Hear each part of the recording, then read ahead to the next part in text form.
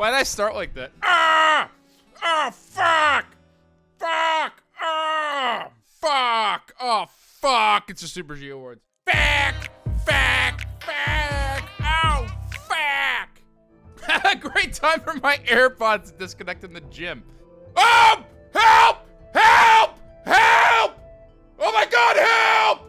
Help!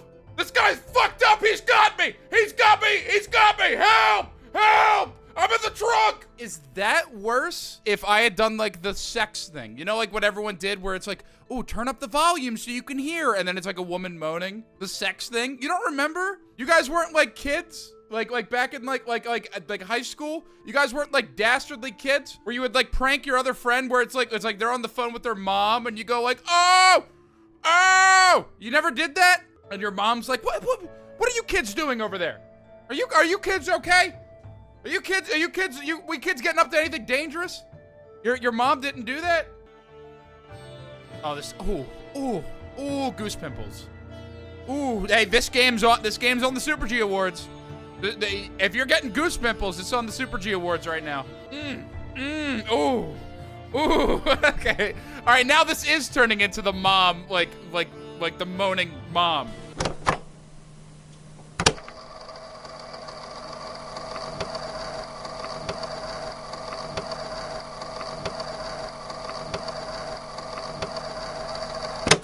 Story. Like I'm the moaning mom story right now. I gotta stop. Today is the Super G Awards. I need to explain how this is gonna work. So I did this sort of last year. I'm taking it a bit more seriously this year. There's a lot of goddamn ne'er-do-welling in fucking video games right now. And like this is actually I'm serious. Is that there's a lot of like shit with video games and like how people like act and like talk about games. And we're an ironic group. One of my favorite things at the end of the year, other than the Game Awards, is when every YouTuber that I watch, like Vinesauce, Liam from Best Friends used to do this on his own. I remember the Best Friends themselves used to do it for a little. I would watch the Completionists do this, and God knows, you know it's dire when I'd watch the Completionists do this, but I'd love when everyone would, like, talk about, like, oh, what's the top 10 games I played this year? Like, I love that. And just hearing people talk about, like, oh, what games did they play? What, like, even like Donkey's videos, like every year, like I would watch his stuff on that. Like I love that shit. I kind of just am using this as an excuse to just talk about games I played. I remember Xanadu Next, funnily enough, I remember a while ago I recommended it and someone played it and they said they really liked it. And so I'm kind of just using this as like an excuse to just talk about games I played this year and like recommend shit. And we'll have fun. Like it'll still be like, it's me. So it's like, it's not going to be like perfect, but like I'm taking this a little seriously. Like, I want to actually like talk about shit with you guys. So yeah, it's a Parasocials talking stream. Come on, you guys are my friends. Come on, you remember when we would call? Remember your mother would call, and I'd be in the corner and I'd do the moaning. Remember that? We're friends. Watch BB No Money's concert in Peak. I'm just gonna be honest. Peak is on here, and it might get an F because of that. I'm gonna be honest. It might get like a super F. It might get a Mr. Crocker's super F. I'm sorry. We are no longer parasocial best friends. This is like, no B for BB No Money. Guys, we've talked about this. I don't like BB No Money because I don't like people that feel fake. Okay, we're getting on the BB No Money disrespect before we start the Super G Awards. Are you telling me right now you guys got convinced that BB No Money is actually quitting music? Why are people acting like this isn't a publicity stunt? Like, people are like mad. Plus, I don't think his music's very good. It's Twitter. What do you expect? Well, that's part of TV. That's part of the reason why we're doing the Super G Awards. We're going to be talking about games, and I'm going to, like, be honest. But Vinny, he hates AI, and I love AI. I love Allen Iverson. 76ers, I have a fucking Gumby Allen Iverson, like a Gumby, like, I think it was for when he was getting in the Hall of Fame in the arena. They gave out a Gumby Allen Iverson, and I have that somewhere. So I love AI. Let me get like some some chill lo-fi hip-hop beats. Helent, thank you for the lo-fi, 10 hours of lo-fi. Ooh. I want everyone to treat this kind of like a podcast, like you play a game or whatever, because I legitimately, whenever creators do this at the end of the year, it's my favorite time of the year, because I just love hearing people talk about games. It's legit so relaxing to me. And you guys know I care. I did some preliminary work for this stream. Thank you, Rose Queef, Where's the Fat Vanessa Cosplay Award? I don't know. It's also not even awards. It's a tier list, which is the funniest part. Basically, I added a window in the corner for every game that I talk about. I have compiled videos of every game I talk about off of YouTube, and I will credit everyone. I'll at least try to credit everyone. And we're gonna be talking about like every game I played in close to order from beginning of the year to end of the year. Some got a little jumbled, but for the most part, it's gonna be like beginning of the year to end of the year. And I have it all listed. Put me on the tier list. Diarrhea dump. No. Wait. Oh, diarrhea dump. Oh, you're Hades. Diarrhea. Of course, you're Hades. Hey, I like Hades. Oh, you hate fun. I'm glad you like AI games, because there are also the games I played and beat on stream are on here.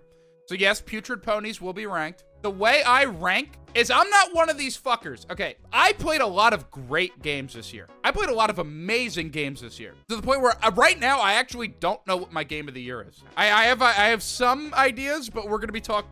Oh fuck! I almost just puked.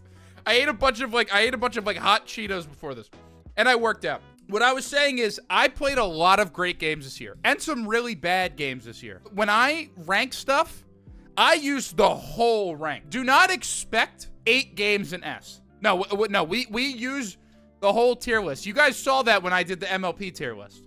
All right? Toon Souls is getting the Super G Awards, by the way. And so one game will get the Super G Award, and one game will get the Evil Super G Award for the game I hated the most. I'm not gonna lie, I don't know right now. I don't know what's getting either of these.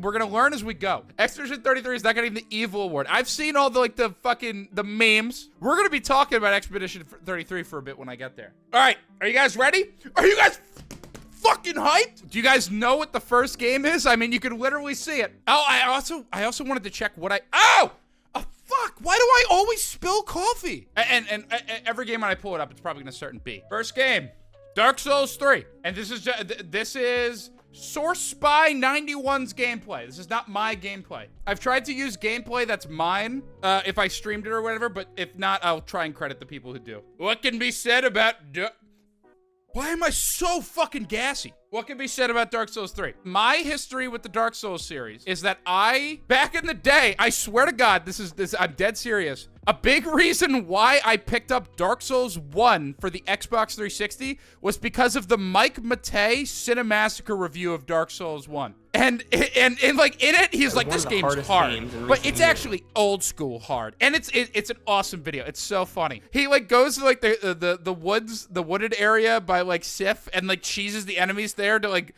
over level himself, and like you watch the gameplay and he's not using the lock on or anything. It's like classic. And so I tried playing Dark Souls 1. I played it like a million times, and I would restart it. I probably did Undead Berg like genuinely like 10 different times, and I fucking hated the game. I was never good at it because like then like years went by. Literally it was like 2011, 2012. Horror Spotted. I've beaten Dark Souls 1 at this point now, but I was gonna say the game that got me to understand Souls games was Bloodborne. And around the time I played Bloodborne, Dark Souls 3 was coming out. Like the moment I played Bloodborne, Dark Souls 3 came out. And spoilers, Bloodborne is like one of my favorite games ever. I'm sad Lies of P is not on this list because I've not finished Lies of P. So I didn't play Dark Souls 3, and Dark Souls 3 is a game that I've known about through osmosis for a long time, because after that, I've slowly been chopping away at the Souls games, because I've gone back, I've done Dark Souls 1, I beat it last year. I love that game, even though I have problems with it. I played Elden Ring. Elden Ring's one of my favorite games of all time. Love that game. And I have heard things about Dark Souls 3, because Shane, friend of the channel Shane,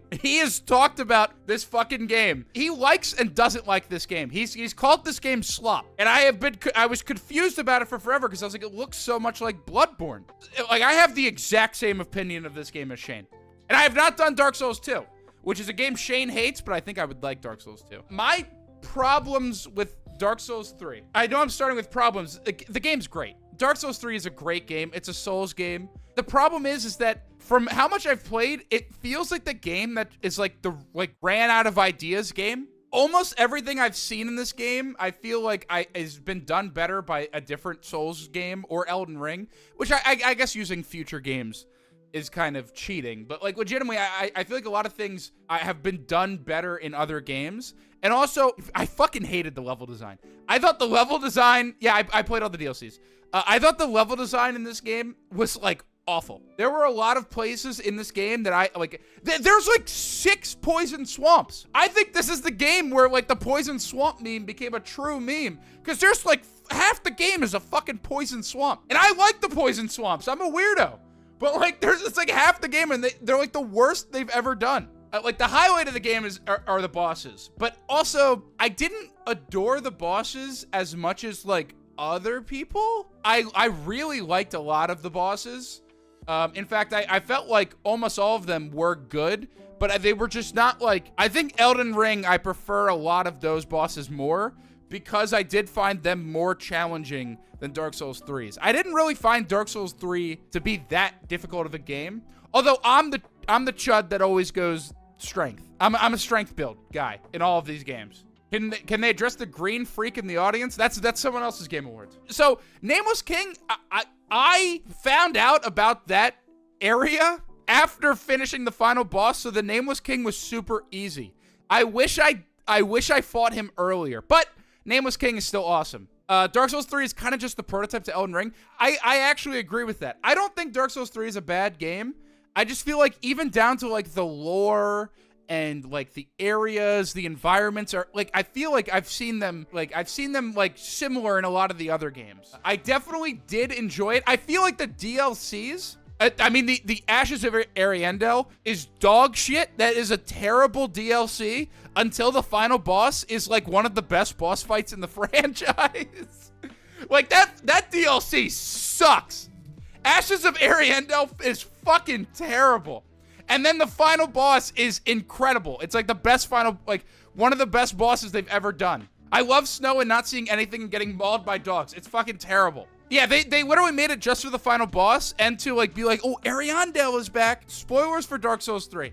I feel like that game would be so much better if the Honor Rondo reveal was, like, an actual reveal and not, like, yeah, no shit. You know what I mean? Like, the reveal that this is the world from Dark Souls 1 way in the future, I feel like would hit so much harder if the game wasn't constantly throwing that shit in your face. I think it's very annoying. How would you rate it against Dark Souls 1? I think the combat is all around better, and boss fights is all around better in Dark Souls 3. I think everything else is better in Dark Souls 1. I think it's visually, I like the way it looks more. I think the sound design and the world design is way better. And I think, like, the music is better in Dark Souls 1. So I think Dark Souls 1 is the better game, which I did not expect to think. But Dark Souls 3 is still really good. I would actually put it in B. And I will say this now. From what I've played of Lies of P, I think Lies of P is way better than Dark Souls 3. Now, granted, I'm a Bloodborne chud, but I do think Lies of P is way better. Have I played Demon Souls? No, I will be playing the original PS3 version. Probably next year, I will be playing it. I try to play, like, one Souls game a year. If I play Badgerborn, that'll be... Guys, fuck this. I got the early access copy of Badgerborn. How does it compare to Lords of the Fallen, though? It's not nearly as good as... It's not nearly as good as Lords of the Fallen, where they're...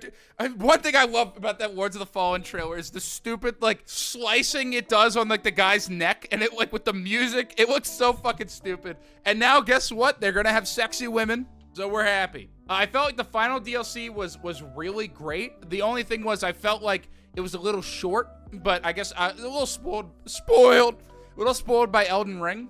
But yeah, the fights in the DLC are incredible. The final boss, Slave Knight's one of the best fights they've done. When the bosses hit, they're so good. It was like one of the few games that actually got dual enemy fights correct, that Elden Ring did not get correct. I really liked Dark Souls 3. I enjoyed my time with it, but there were a lot of moments where I was like, I can see that this is easily, like, they're running out of ideas for Souls. Slave Knight is not only a fun boss to fight, but his lore is nuts. Yeah, and I found Slave Knight's lore stuff to be, like, really interesting. The reveal of what the final boss is of Dark Souls 3 after playing Dark Souls 1 was awesome. I thought that was a great moment of you see, like, the canned animations of the final boss. Oh, it was great. I love that. I think Dark Souls 1 is a B. Please wrap it up. All right, I'll go to the next fucking game. Don't rush me. It's Doom 2. I played Doom 2. And this is from Rabid Retrospect Games. Let's talk about Doom 2. Last year was the first time I early in this year, you're gonna see a few shooters. I just got the insatiable urge to play a bunch of boomer shooters. And that was like the end of last year too. I really feel like old school boomer shooters are so great to like, oh, I have like an hour break. I'll play like a level or two and then go do something else. It's such a great, like, just pick up and play and like, just like fuck around in. I love a lot of boomer shooters, and I had never played through all of Doom 2. So I played through all of Doom 2. I've really loved Doom 1. Doom 2 kind of sucks. I'm gonna be honest. I played on Hurt Me Plenty. What's the one above it? The hardest difficulty. That's not the fucking one thing. Whatever. You know the one I'm talking about. Let me say that the level design in this game is so bad, and knowing that Sandy Peterson is kind of a chud now, and knowing that this is all Sandy Peterson's fault, like, fuck Sandy Peterson. Sandy Peterson fucked up everything with this game because the level design is terrible. Now, the monster designs, the new weapon, the super shotgun, ultraviolence, yeah. The super shotgun, the new enemies, like, everything, the music, like, all of that is great. The visuals are, like, a huge step up. The level design, some of these levels are fucking terrible. It really felt like a massive slog to finish by the time I got to the end. I think on Twitter, I think I gave this a 6, and I would agree with that. It sucks because Doom 2 is gaming royalty because of like what it inspired with its super shotgun, with the enemies are like such a staple, like those types of enemies and like a lot of like shooters. Like, it is one of the most influential games ever made. It just sucks that the levels that they created for it are not as good as what like Doom WADs have made. Because like Doom 1, like the first 2 episodes of Doom 1 are like legitimately like almost perfect. And then like Inferno sucks. And then Thy Flesh Consumed is a mixed bag. So like it sucks to say, but I do think Doom 2 is sadly a C. And that's the first, I think, is going to be the first controversial. Everyone is thinking like, oh, Doom 2's got to be an S. It's one of the most influential game. You fuckers have not played the game. I'm sorry. I feel like play Doom 2 and you'll be after Doom 1 and you'll be like, well, Doom 1 is more simple and more limited. I feel like it's better than the rushed shit show that Doom 2 can be at times. I think it's actually inspiring that even though the actual Doom devs can't surpass the fan-made stuff, that means that the fans are just cooking. Absolutely. The shit that is made with Doom WADs is so, like, absolutely, like, incredible. And it's insane to even think about, like, I mean, even just GZ Doom, like this, or whatever people are using now after GZ Doom, the AI shit. But like legitimately, like the stuff people are doing in that engine is like absurd. I don't really have much more to say about Doom 2 other than the fact that it's gaming royalty for a reason because of, I feel like more so what it inspired. I feel like Doom 1 is like an A for me. I feel like that's how much of a downgrade it is to see. All right, next game. Oh, next game. I can't do that every time. Small Saga. I liked Small Saga. That is this game. This is by Zane Gaming. Thank you, Zane. Wait, real quick about Doom 2. That final boss is terrible. The Icon of Sin is so awful. This is Small Saga. Small Saga is a Twitter game. One of those games that I found on Twitter. It's like Toon Souls, where I followed the development of it for years. He just killed that guy, by the way. I don't know if you saw that. He just fucking murdered that guy. It's a Midas-coded game. No, it's not. And Small Saga is basically a Mario RPG style RPG where it's like a lot simpler. Like this is like your upgrade tree is like what you're looking at right now. It's a lot simpler than like most RPGs. And it's legitimately only like 10 hours long. I played it on my Steam Deck and I thought it was absolutely adorable. The problems come from the fact that I feel like the game wasn't much more than just being adorable. Because like, oh my god, it's such a great idea where you play as like your main character mouse with a switchblade. The plot of this game is that you are a rat or a mouse that is like trying to save, get stuff for your colony. And then you get trapped, you're there with your brother. And then a human kills your brother. And the objective of the game is to kill a human. Is that can a mouse kill a human? And I think that is such a strong premise for a game. I would highly recommend trying this game. You know when you like play a game and you're like, ooh, a little amateurish and like the dial, like an indie game, and you're like they're kind of talking like someone who uses Twitter a bit too much. The dialogue gets a little bit like that at times where I was kind of rolling my eyes. Not hold on, did you just shift reality bad, but like there's some plot threads that I feel like are a little too heavy-handed and a little like not subtle enough for my taste. And I also felt like the combat, I really like RPG combat. I felt like this game, I wish the combat was a little better.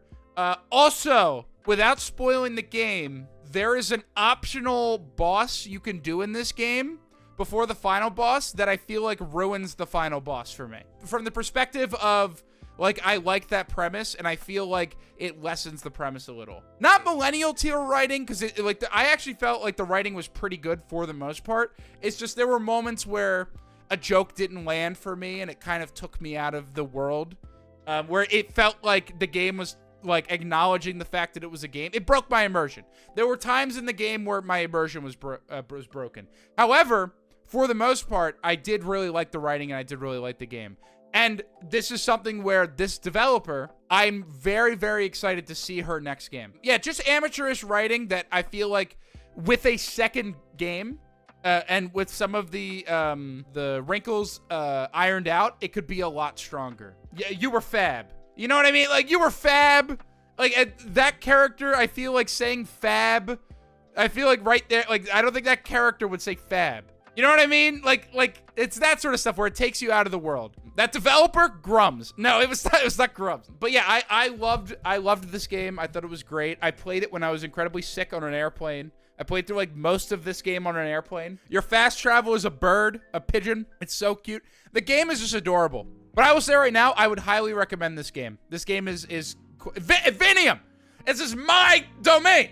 Vinium. I didn't even remember. That was not intentional. I swear to God, that was not intentional. It's Vinium. Mad Rat Dead. I might like that. I would like Mad Rat Dead. I know the thing about Mad Rat Dead is I always hear the Panasonic Blu-ray, Panasonic Blu-ray, Panasonic Blu-ray, Christmas in July. You know what I'm talking about. If you know, you know. Courtroom Chaos will not be here, sadly. But yes, this game is called Small Saga. I would put Small Saga above Doom 2, but in C. And mind you, C is still like really good. The game has convinced me that I am excited to see whatever this developer does next. Again, I will be very happy if I hear that anyone like picks up a game like this. When I think of indie games, I think of games like Small Saga, where this is a very imperfect game.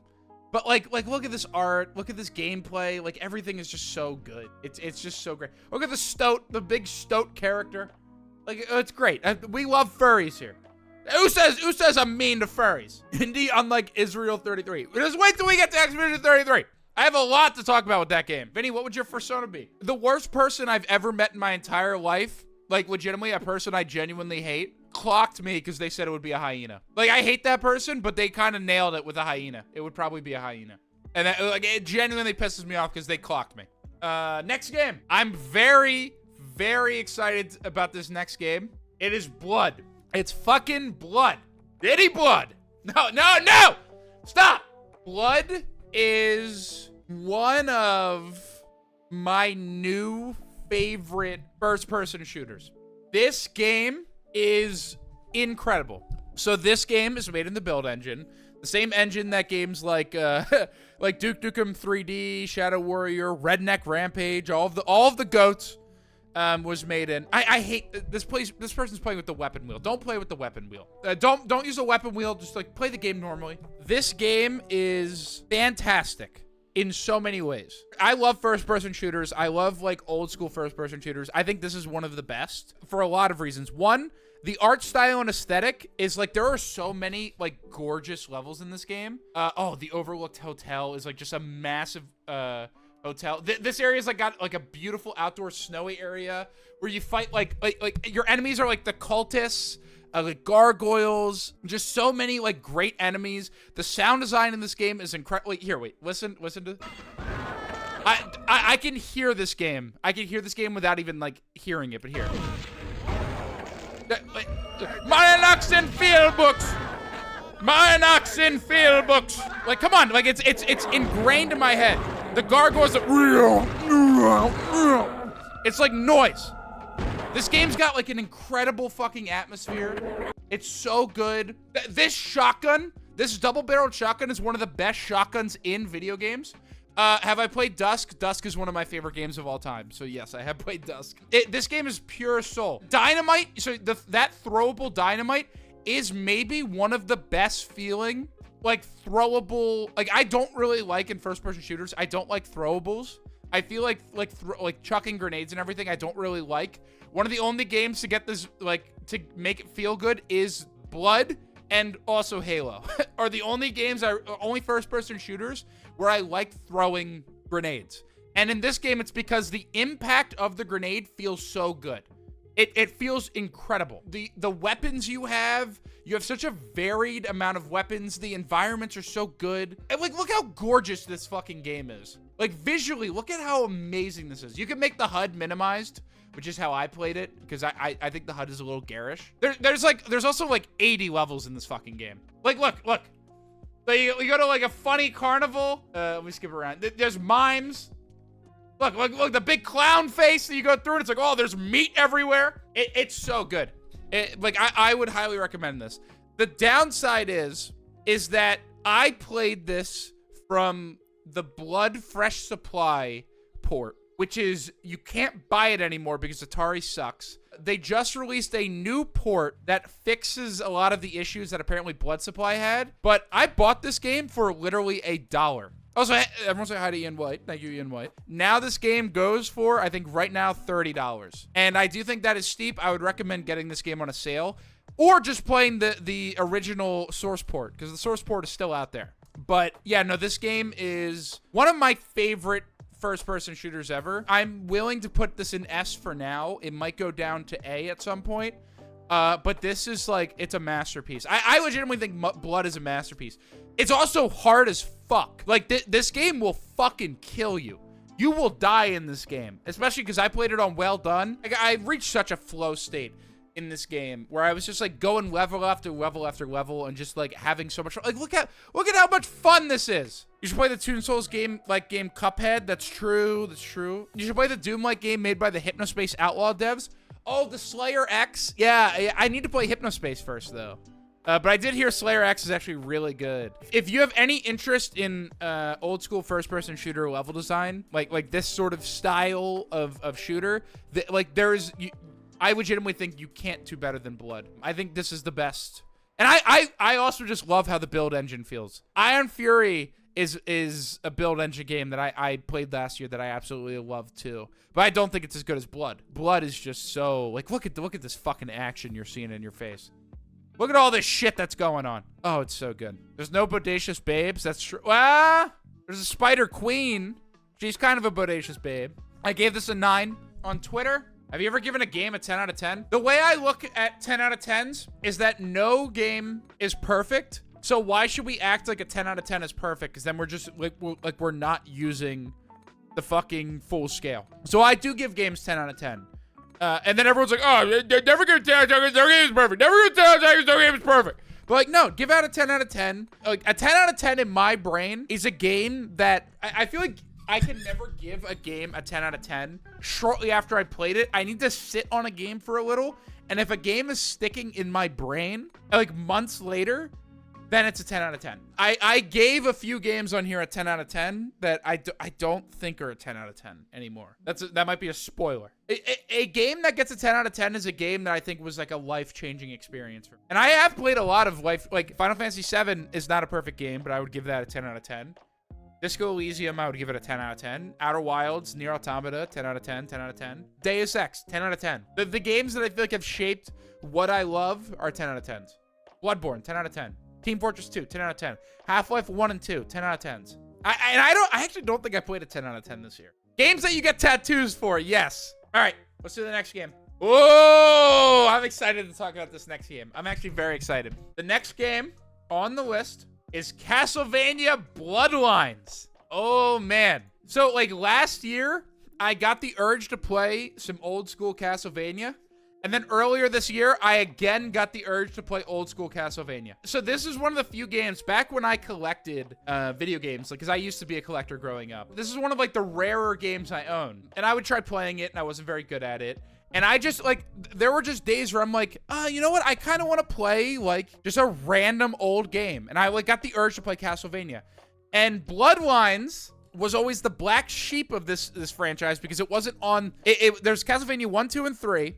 And then Castlevania 4, which everyone loves. And then when Castlevania 4 was made, then Bloodlines was only for the Sega Genesis. Okay, Warlong plays. Warlong plays. That's whose game this is. I got a little inebriated one night, and I was like, you know what? I just want to play through all of Castlevania Bloodlines. And I played through this game without save states, which sucked because this game has a limited amount of lives. I had to fucking, like, it was a mess to, like, actually do this. But I will say right now, beating this game without save states was, like, sex. It felt so good. I love old school Castlevania. I think I might prefer old school Castlevania to the Metroidvania, just because I've said this before. Which is the better NES series, the Castlevania games or the Mega Man games? Castlevania 1 is, like, legitimately the best game on the NES. Full stop, in my opinion. I think Castlevania 1 is, like, an incredible game. The weight and the heaviness of old school Castlevania, and, like, that feeling of overcoming an obstacle where they're hard, but not too hard that they're impossible, is, like, it's perfect. I think old school Castlevania is perfect. And while I don't think Bloodlines is the best old school Castlevania, I think I like Bloodlines more than Castlevania 4. Because I felt this game was a little harder and a little bit more memorable than Castlevania 4. If you go watch reviewers, or, like, even, like, James Rolfe, who I'm not to shit on James Rolfe, like, people that talk about, like, Castlevania, and when they talk about Castlevania 4, they're always like, oh, finally, they fixed the stiff controls. Finally, they fixed the knockback's not as bad. Oh, you can jump around at wherever. No, Castlevania has to feel kind of like shit to play. You have to feel like a tank. I would say 4 is still really good. Like, I'm not shitting on 4, but I think, like, this has, like, the heaviness that I love out of Castlevania. It is one of the best classic Vanias for me. Not as good as 1, not as good as... I haven't finished 3. And I haven't played the new Haunted Castle. I will tell you right now, if Konami made a new Castlevania, I would want it to be a new... like 2D Castlevania, because they don't really make games like this anymore. Yeah, and Bloodlines, oh my god, hold on, wait. Like, listen to the music in this fucking area. Hold on. And tell me right now you don't get goose pimples. Oh! Oh! Oh! Like, look at this fucking beautiful background. It's so retro. It's so retro, and I love it. It is orgasmic. It's so Genesis. I love it. It's so fucking Genesis. I really, really quite enjoyed this game. I just underwhelmed in my pants. Fuck you. I don't have much more to say about Bloodlines. I would recommend trying to do it without save states. If you need save states, I'm not gonna judge you openly. But I would recommend trying Classic Vania without save states, because I do think there is something to be said about that feeling of accomplishment. I think that's an A. I think for me, I really like this game. This is one of those games that I think about a lot. It was just so fun. But it's not my favorite Classic Vania. That would be the next game, Rondo of Blood. This game is fucking unreal good. I had always known that Rondo of Blood was, like, everyone, the way everyone talked about this game is that, like, oh, it's one of, like, it's one of the best games ever made. It's like it's an achievement, blah blah blah blah. No, it's 100% right. This game is unreal good. This game is so fucking fun. It has the heaviness of everything to do with oh wait, Nintendo Complete. Thank you for your service. It's fucking gorgeous. The music is insanely good. It has everything that I just said about Castlevania Bloodlines. This game does, but better. It has a bunch of secrets. It has a bunch of, like, characters. It has fucking some of the most beautiful cutscenes. I'm gonna show you guys the opening cutscene of this fucking game, and tell me right now you don't get goose pimples. This is how this game fucking opens. On the PC Engine, this music, like, it's so good. Dracula. The fucking PC Engine fucking stereo sound. Oh no. Oh no, oh no, they're rising from the dead. Oh no, if only there was a hero to save us. Oh shit, look at everyone running and falling and shit. Oh man. This intro is unreal good.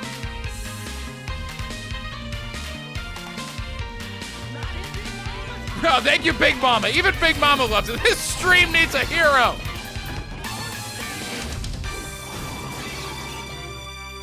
It's so good. The soundtrack in this game. I own the soundtrack on vinyl. It is incredible.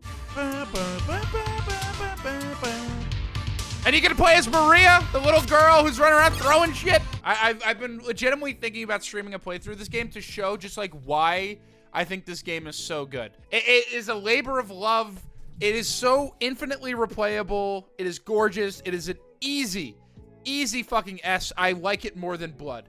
It is one of my favorite like arcadey action games of all time now. It hits all the right notes for me. Look at the little tiny Richter. She just picked up a tiny Richter. So here's the thing. Never played Symphony of the Night. That is this next year I will be playing Symphony. I played Aria of Sorrow is one of my favorite games ever. Didn't win an award this year, so it's bad. Oh, by the way, none of these games so far have released this year. If we look, I don't play games that release in the year that they came out. No, like none of these games have released this year. I play like fucking weird shit. All right, listen, this is the real talk of the stream. And I mean this sincerely, and I genuinely hope people take this away. If you're feeling like games suck, and like you don't like modern games, you don't like how they look, you don't like how they play, you get upset about microtransactions, everything that's going on, and the wokeness, no, but like legitimately all the shit that's going on with modern gaming, there are so fucking many good games out there. There are more 10 out of 10 games out there right now that will like change you than you could possibly play in your entire life. So what the fuck is the point of getting like so upset about like what won game of the year this year, or like what fucking this game sucks ass, oh this game sucks ass? Like just fucking play all these amazing games that you've never played before or even heard of. There have been like life-changing games that I play like literally every year because I just broaden my horizons and like try a bunch of stuff. And like the shit I'm showing you right now, most of this shit isn't really niche. Like the nichest thing here is small Saga. Fucking just like play a bunch of games, broaden your horizons, like try shit. Not to say that we shouldn't like talk about like bad stuff that in the game sphere, that like we shouldn't be cynical at times, because we absolutely should. But like people saying that like gaming is dead and gaming is ruined, it's like just fucking, there's so many games out there that you've never played that you would love. Okay, and what if I want to play Factorio and Bloons for the rest of my life because I like those? Then fucking play those. And Factorio is an infinity game. Vinny, if I only play Black Ops 7 and League of Legends, can I be saved? No, you're cooked. Chat play Pokemon Black and White. It's a classic. Never played Pokemon Black and White. I would probably love that game. Like all these games that I would probably like. Back in the good old days when there weren't unions. Absolutely. And like legitimately, like emulation is so fucking easy. Like it's so easy to emulate like anything on literally anything. I literally buy like retro handhelds for like $50 that can play like most of the games I've shown you. Look at this fucking beautiful cutscene. You can play this on your fucking Steam Deck. Bro buys retro slop. But like, I legitimately, I'm serious. Like, if you look, like 80% of the games on this stream that you're gonna see today did not come out this year. I played a few games that came out this year. And this was like, apparently, like to a lot of people, this was like one of the best years in games in like a minute. I don't necessarily agree, but like, there's just always going to be good games. And it runs on deck. I do try to like play bad stuff too, so like I get a better understanding of what makes a good game good and what makes a good game bad, or a bad game bad. But like, there's so much out there for you guys that you can play like that, and that's what I'm here for, like trying to push. Now let's talk about a game I didn't like. I didn't like Ritual of the Night. I didn't like Bloodstained. I didn't like Bloodstained. This game sucks. Inga, you're cooked. So after the Castlevania kick, I decided to play a game that a couple years ago I tried and then I never beat. I got halfway through and then I never. There is a lot of blood on this list. I played a lot of blood-like games. You're totally right. Yeah, so this game is made by Igavania, or Igarashi. Not by Igavania. Igarashi. It is an Igavania. And it's basically like, let's make Symphony of the Night, but it's kind of ugly. I feel like the first half of this game is pretty good, in spite of the fact that it's insane. Like, okay, I don't like 2 point. Wait, oh, wait, sorry. Let me answer this. Vinny, where's the optimal place to buy Retro Swap? I assume online, but where online? If you're asking for like the best way to legitimately pay for these games, a lot of like, there's no good way to play Rondo of Blood. Well, there is, I think, because didn't they release it in like a compilation? But legitimately, if like, let's break kayfabe here, and like I don't care. If you want to play a bunch of old games, look, just like Google like how to emulate, like get like RetroArch, like fucking, and I don't even really like RetroArch, but if you want like legitimately an easy way to play a bunch of older games, RetroArch. I'm talking about hardware and stuff, like older consoles and stuff. I'd be pirating shit. Yeah, RetroArch. If you're looking for pirating, don't pirate. But like if you were like, go RetroArch and then just Google ROMs. If you're looking to play on original hardware, it's a bit more difficult because there's always a ton of like, I haven't played on original hardware in a long time just because it's hard to get it optimally on like modern stuff. Like even like stuff like the analog 3D and everything, it's like $300 fucking, and it's just like not gonna even look like that good on your TV. So, the emulation scene is insane right now. Who did the gameplay for this? Oh, Indie James. Thank you, Indie James, for Bloodstained. But anyways, I don't have too much to say about Bloodstained. I really feel like this is such, like, one of my biggest problems with this game is I think this game is genuinely incredibly ugly. Most 2.5 games, I think, look like this in a way. Like, the new Mega Man game, I think, looks very similar to this, where it's like, because it's 2.5D and the camera's far away, they put less emphasis on, like, character animations and also, like, fidelity of, like, or like details of, like, the models, and they just look really bad. It's Aria, but ugly. Like, if this was a sprite-based game, I'm dead serious, I'd probably, like, a full letter grade. But it's fine. It's a decent Metroidvania. I legitimately don't have much more to say about this game. I put, like, 20 hours into it, and by the end, I was, like begging for the game to be over. If it was an Unreal Engine 5, it'd look great. I would put this, I'd put it under Doom 2. I'm really hopeful that the new game is better than this one. A good legal way to buy retro games and CD price. Oh yeah, GOG. Oh yeah. If you want old PC games, GOG. Just go to good old games. That's where, if I'm playing like an older game like Deus Ex or System Shock or whatever, like I usually just buy through GOG. It's way better. And it's usually cheaper. And it runs better. All right, next one. Monster Hunter Wild. King Hans. Oh, wait, I played this. I could show my own gameplay. Whatever. I played this on stream. Monster Hunter Wild. It was good. Runs like shit.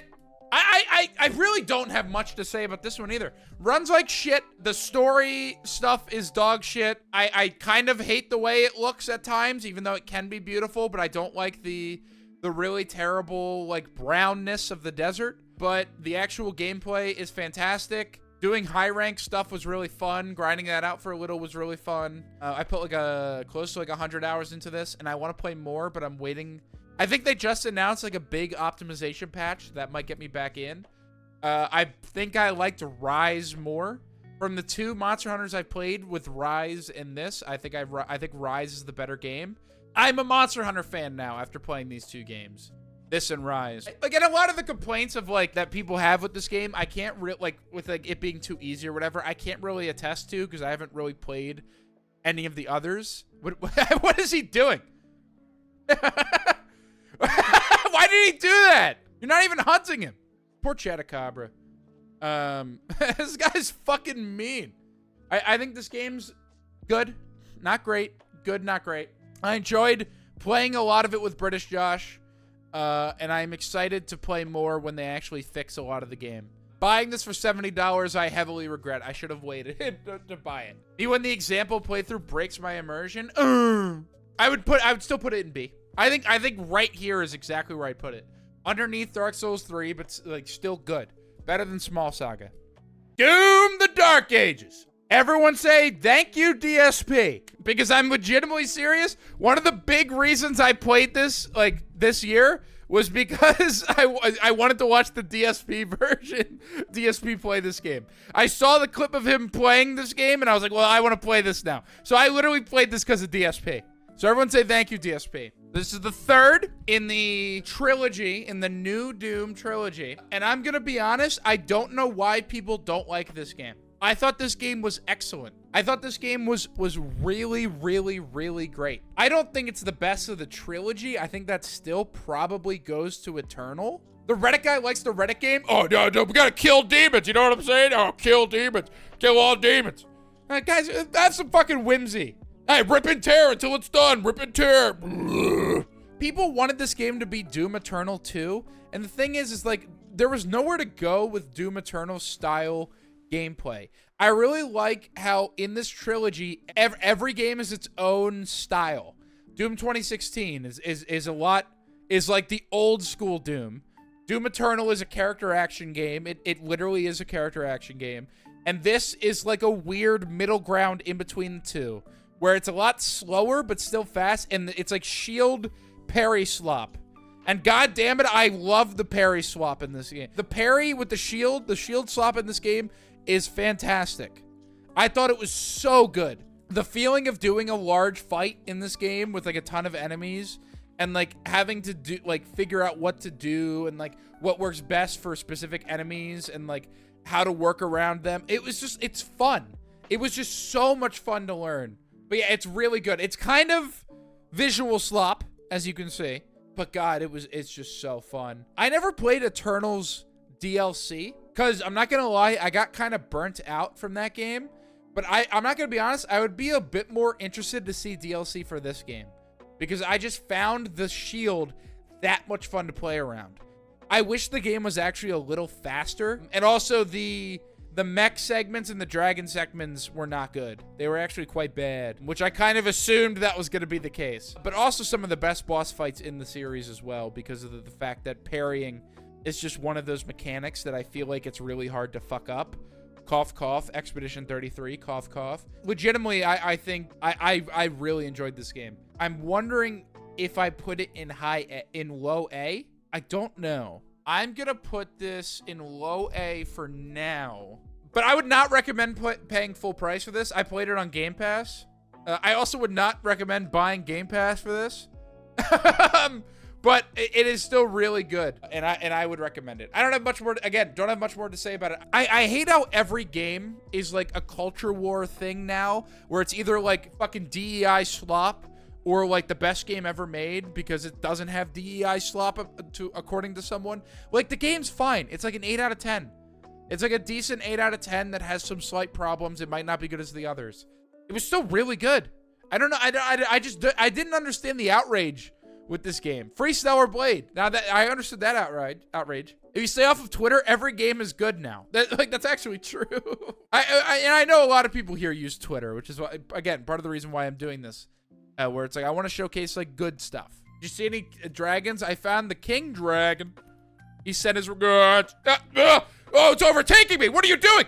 You activated it, King Dragon. Shit, this is good. Waiting for DLC? Absolutely. I completely agree, Proct. Yeah, now Chuds are on the fucking Tomb Raider. Speaking of Chuds, let's go to our next game. The next game is a game I've played before. I've included games I've replayed because, like, you know, sometimes I might have higher opinions of it. I will tell you right now, a game I've replayed is not allowed to win the Super G award. That is my rule. And it's not like this was going to win it anyways because it is Deltarune Chapter 1. Oh, wait, that was... Hold on. Sorry, this was Gamer's Little Playground. What? Wait, if that's what this one's called. Oh, this was from Gamer's Little Playground. All right, well, I don't like this. It's got 3. What a name. I don't want to go to Gamer's Little Playground. Also, the reason... Deltarune Chapter 1. Yes, we're doing every chapter, ranking individually. For some reason, the video I found of this, they stretched the 4x3. But on it's by Lazy Blue. Lazy Blue, thank you, but why did you stretch it? So this is the 3rd time I've played through Chapter 1. And I'm not gonna lie, once again, I don't have too much more to say about it.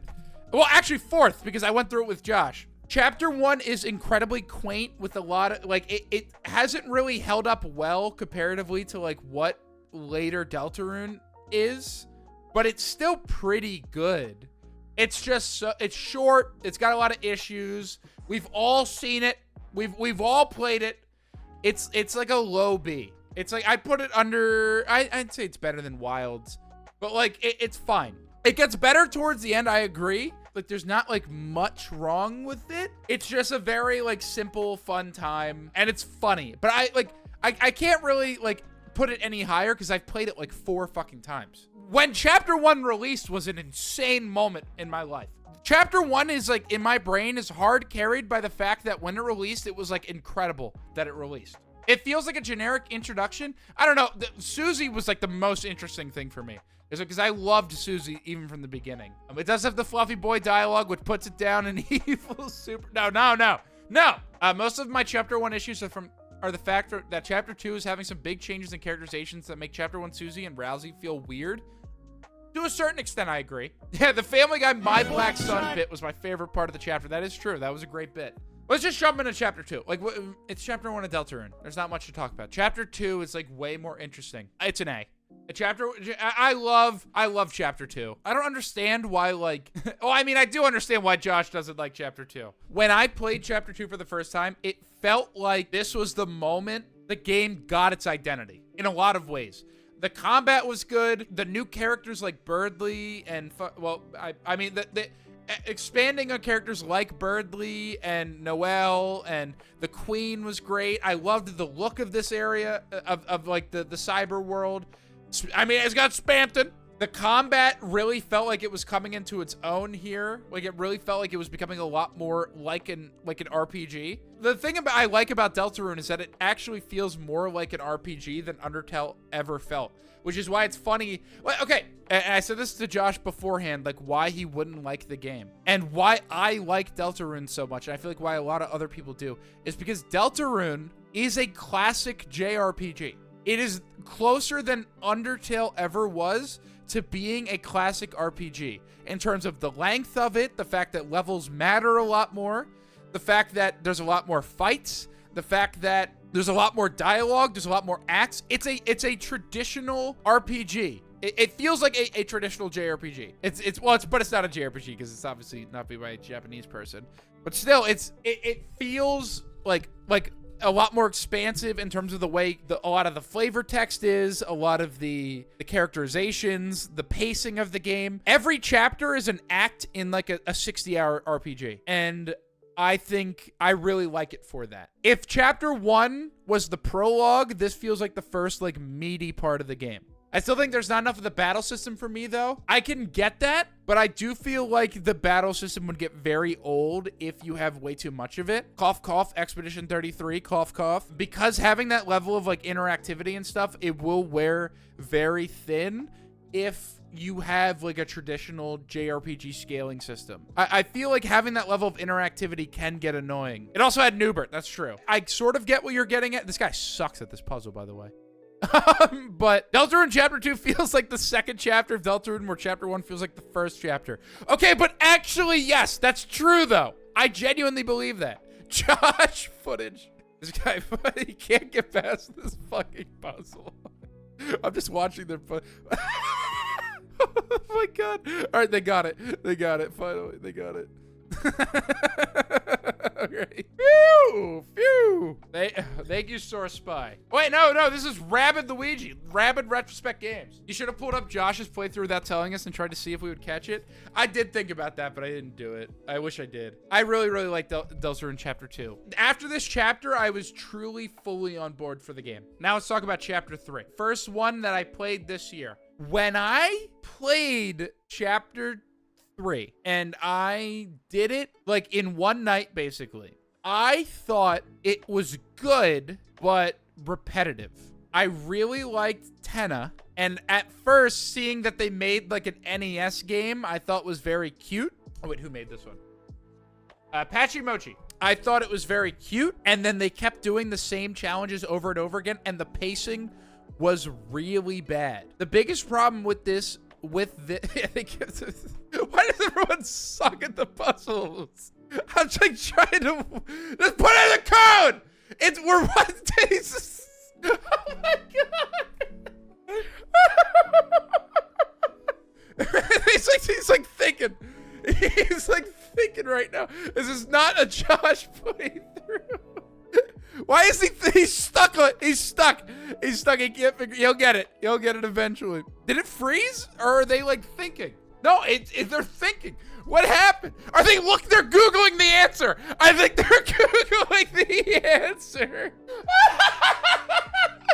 Oh, that's awesome. That's so sick. Oh man, that's awesome. I'm sorry for putting you on blast, but that is genuinely hilarious. Wait, are they gonna get it now? Wait, let's see if they get it.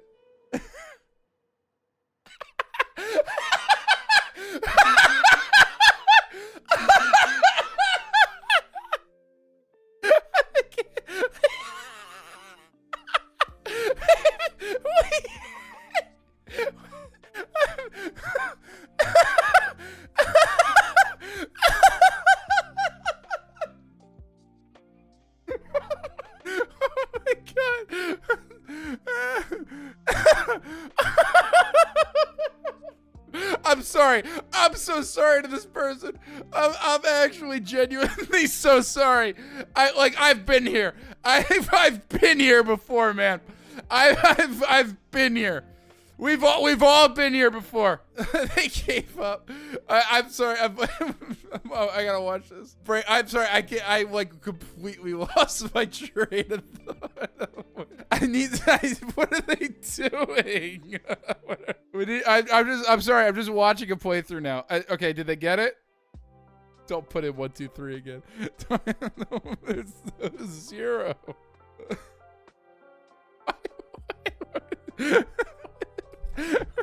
They're leaving. They're leaving the room. Oh, okay. Where are they going? Where are they going? This is Josh's playthrough. All right. They're doing other stuff. I can get it. They didn't figure that one out. They couldn't figure that one out. I'm so sorry to this person. I love this person. This person is awesome. Anyways, when I played it the first time, I really enjoyed it, but had a lot of problems with it. Playing it with Josh made me actually like the game, like this chapter a lot more, because I feel like Josh was a lot of the time wrong, and his gameplay in chapter 3 was really bad.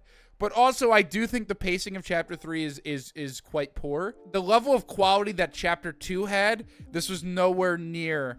What really saved this chapter for me were two things: Tenna, and also the fight at the end. Doing the fight at the end. Everything else was it didn't have the same magic for me. And I felt like it spends too long on the rules fight. I did not like the rules subplot. I thought it wasn't really that funny. Like, the game show bit was a great idea, but I just feel like it didn't have the staying power for where are they going? I felt like it didn't have the staying power as the other, like, in my brain, as the other chapters. I do, again, Tenna was like such a great fucking character, though. He's one of my new favorite characters, but I do think Josh's gameplay actually kind of ruined it for me. It made me realize that it wasn't as good as I thought it was. I would say chapter 3 is in C. I would say it's easily the weakest chapter. It's not D level bad. Josh ruined my childhood too, Vinny. That's true. When he stopped doing stuff with CMC, ooh. If it was like an hour shorter, I would be happier with this chapter. But it really did feel like filler. Even though I think Tenna's role in the game is very important. When we started talking to that Vinny guy, he fell off. There's people who genuinely think that. And I agree. All right. We're not even halfway through my list yet, by the way. I gotta start speeding this up a little. Everything that I said about chapter 3, throw it out the window. Chapter 4 is incredible. Yeah, I would put chapter 4 at like the bottom of S. I gave it a 10. I don't know if I'd give it a 10 because it's not a full game. Oh, this is my playthrough, by the way. I put my playthrough. But streaming it was so much fun. This is like what the game was building up to, it feels like. I don't have much to say about this because I streamed it. Everything about this chapter I felt like was so good. Like, I was having so much fun the entire time. I feel like every character's arc was so great. I feel like I didn't really get into Snowgrave in Chapter 2. I feel like the Snowgrave stuff in Chapter 4 is way more interesting than the Snowgrave stuff in Chapter 2. I think what they did here was really cool. The Gerson fight was fantastic. The final fight was fantastic. Some of the best music in the whole franchise. Some of the best story moments in Riz. It was so good. This fight is probably the weakest part for me. But why am I just standing here? What am I doing? Why am I confused? Now I'm confused. Oh yeah, and I died to Jackenstein. I don't have much more to say about this one because I kind of said all my thoughts in this playthrough. I really enjoyed doing this playthrough too. It's an S. Not as good as Blood. Josh did not ruin this one for me because Josh didn't play this one. Josh, like, this was the fastest one for Josh because we speed ran this one. It's funny because this was the worst stream we ever did. We're gonna talk about the stream. People were mad that I was telling Josh to, like, speed run through this and skip all the dialogue as if Josh was going to read the dialogue and like it. If he did read the dialogue, he wouldn't even like the dialogue. I told Josh we shouldn't even stream it, but he thought Deltarune the movie was funny. But yeah, when I streamed it, I had a fucking absolute blast. It was one of my favorite streams of the year. Deltarune the movie got 9,000 views. The whole reason we did all the Deltarune games is because Josh thought it would be funny to do Deltarune the movie. And then Deltarune the movie got like 3 views. I loved this game. And I will say right now, as annoying, now that the fan base has died down, I mean, fan bases don't really, unless you're mouthwashing, a fan base doesn't really, oh God, I'm so bad at this. Holy shit. A fan base hasn't really ruined a game for me. And I still love this. I still love Deltarune Chapter 4. I thought it was fantastic. I watched Deltarune the movie on one of those 3 views. Girl, you deserve a shirt. I thought the Deltarune playthrough was great until Chapter 4. I thought the Deltarune playthrough was awesome. And then, like, if we had stopped at Chapter 3, like after Chapter 3, I think people, like, after the Shadow Mantle, after the night fight, I think people would have loved that series. But it's just, people really liked Chapter 4, and they didn't like, and they thought Josh went too far. Although the Gyat Riz, Phantom. It's like one of my favorite jokes I've done on stream. I think that one's so funny. Night was the best place to end. The bit I had that me and Josh were gonna do is we were going to watch a speed run and just talk over it and use it as like a podcast. And we were gonna watch a speed run on like 2 times speed, and then we're gonna be like, we're done. Because he would, like, I was like, you're gonna hate this chapter. It had to be on here because it's a game that came out this year, but it's a chat, like, it can't win the Super G award because it's not a game. It's a chapter of a game. It's like, I would do the same thing if it was like an early access game. When Deltarune is all said and done, it's probably going to be a 10 out of 10 for me. Probably for me as well. I really like what it's going for. How'd you rate all of Deltarune as of right now? Like a 9 out of 10. I'm incredibly excited for Deltarune Chapter 5. I'm probably gonna stream it now that I'd streamed Chapter 4. I would say Deltarune right now I like way more than Undertale. And I loved Undertale. This was by VinnySuperG on Official VOD, by the way. So next game, Donkey Kong Country 1 by World of Long Plays. I love World of Long Plays, by the way. World of Long Plays they're like one of the best like, I love this channel. Like, just put on like a random old game and just like watch a bit of it. I've done that with so many games. I was doing that with Phantasy Star 4. Because I heard Phantasy Star 4 was fantastic, so I was looking at some footage there. This is me back on my retro kick. I don't like this game. I think Donkey Kong Country kind of sucks. Like, Donkey Kong Country might be a D for me. I don't like Donkey Kong Country. Donkey Kong Country is carried by its incredible atmosphere and the music and the way it looks. Because I also really fuck with the way it looks. Everything else kind of sucks. And I don't find this game fun to play at all. If Donkey Kong Country sucked, why would it return? It returned for like 2 games. The soundtrack and atmosphere is like incredible. And I really do feel like that's what carries this game. Because I was really kind of shocked how much I did not like this game. This game would kill DSP, that's true. It would. I genuinely hate the way this game handles secrets. I think it is so infuriating how this game handles secrets. At least from like my brain, because I don't like using guides too much. And trying to 100% this game without a guide, I think is like actually impossible. Do I hate 2D platformers? I love 2D platformers. I hate this one. This one doesn't feel good to play. I never, the level design in this game felt like very trial and error and not in a good way. It feels like the level design is designed around a lot of leap of faiths, knowing what's coming up ahead. And it could just be I'm bad at the game. In fact, I am bad at Donkey Kong Country, but I really just did not fuck with this like a lot of people do. Listen, I'm getting owned because this long plays guy is fucking like dominating this game. Yeah, I really didn't like it. I don't know if it's a D. It's the atmosphere is so good. Like, what about 3? I have not played 2 or 3. I do actually want to play DK2, Donkey Kong Country 2, and I might play it in the new year because they're short games. I just did not like this game. Yeah, I don't have much more to say. I tried playing Tropical Freeze and I got pretty close to beating it. And I like Tropical Freeze. I just I didn't like fall in love with it like other people did. I still thought it was good. I feel like I'm not the biggest Donkey Kong guy. I think that just might be what it is. Even though I liked Bonanza, I just never beat it. I couldn't beat the last boss and gave up. Oh, Scrub! Scrub! All right, I don't have anything more to say about Donkey Kong. Oh! This next one I'm excited to talk about. This next game I really enjoyed, and I played it on stream. That game is Butcher's Creek, and I'm using the VinnySuperClips of it because I couldn't find the fucking thing.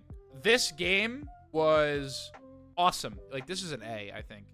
I think this is like under Chapter 2, but like I really fucked with how this game played. I really fucked with how this game looked. I really look how much fun I'm having. Look how much, listen, I'm having fun in a first-person shooter game, like in a first-person game, if I'm shaking the camera like that. If I'm shaking the camera like that and like doing like bits, like you could tell I'm having like a great time. And I really, really, really enjoyed this game, and I had a blast streaming it. David Zemansky is like one of my favorite indie developers out right now. Dusk is one of my favorite games ever. It's making me go like, man, I need to play Condemned. Because I have not played more than like 30 minutes of Condemned. And this is telling me that I would probably adore Condemned. But like the combat is like some of the best first-person like melee combat I've played. I loved the camera gimmick. I loved the snuff film gimmick. I loved the like Hillary Clinton and Manhunt too. Why was I talking about that? And Pokemon go to the the egg. Wait, that's awesome. I love the snuff film gimmick. It was great.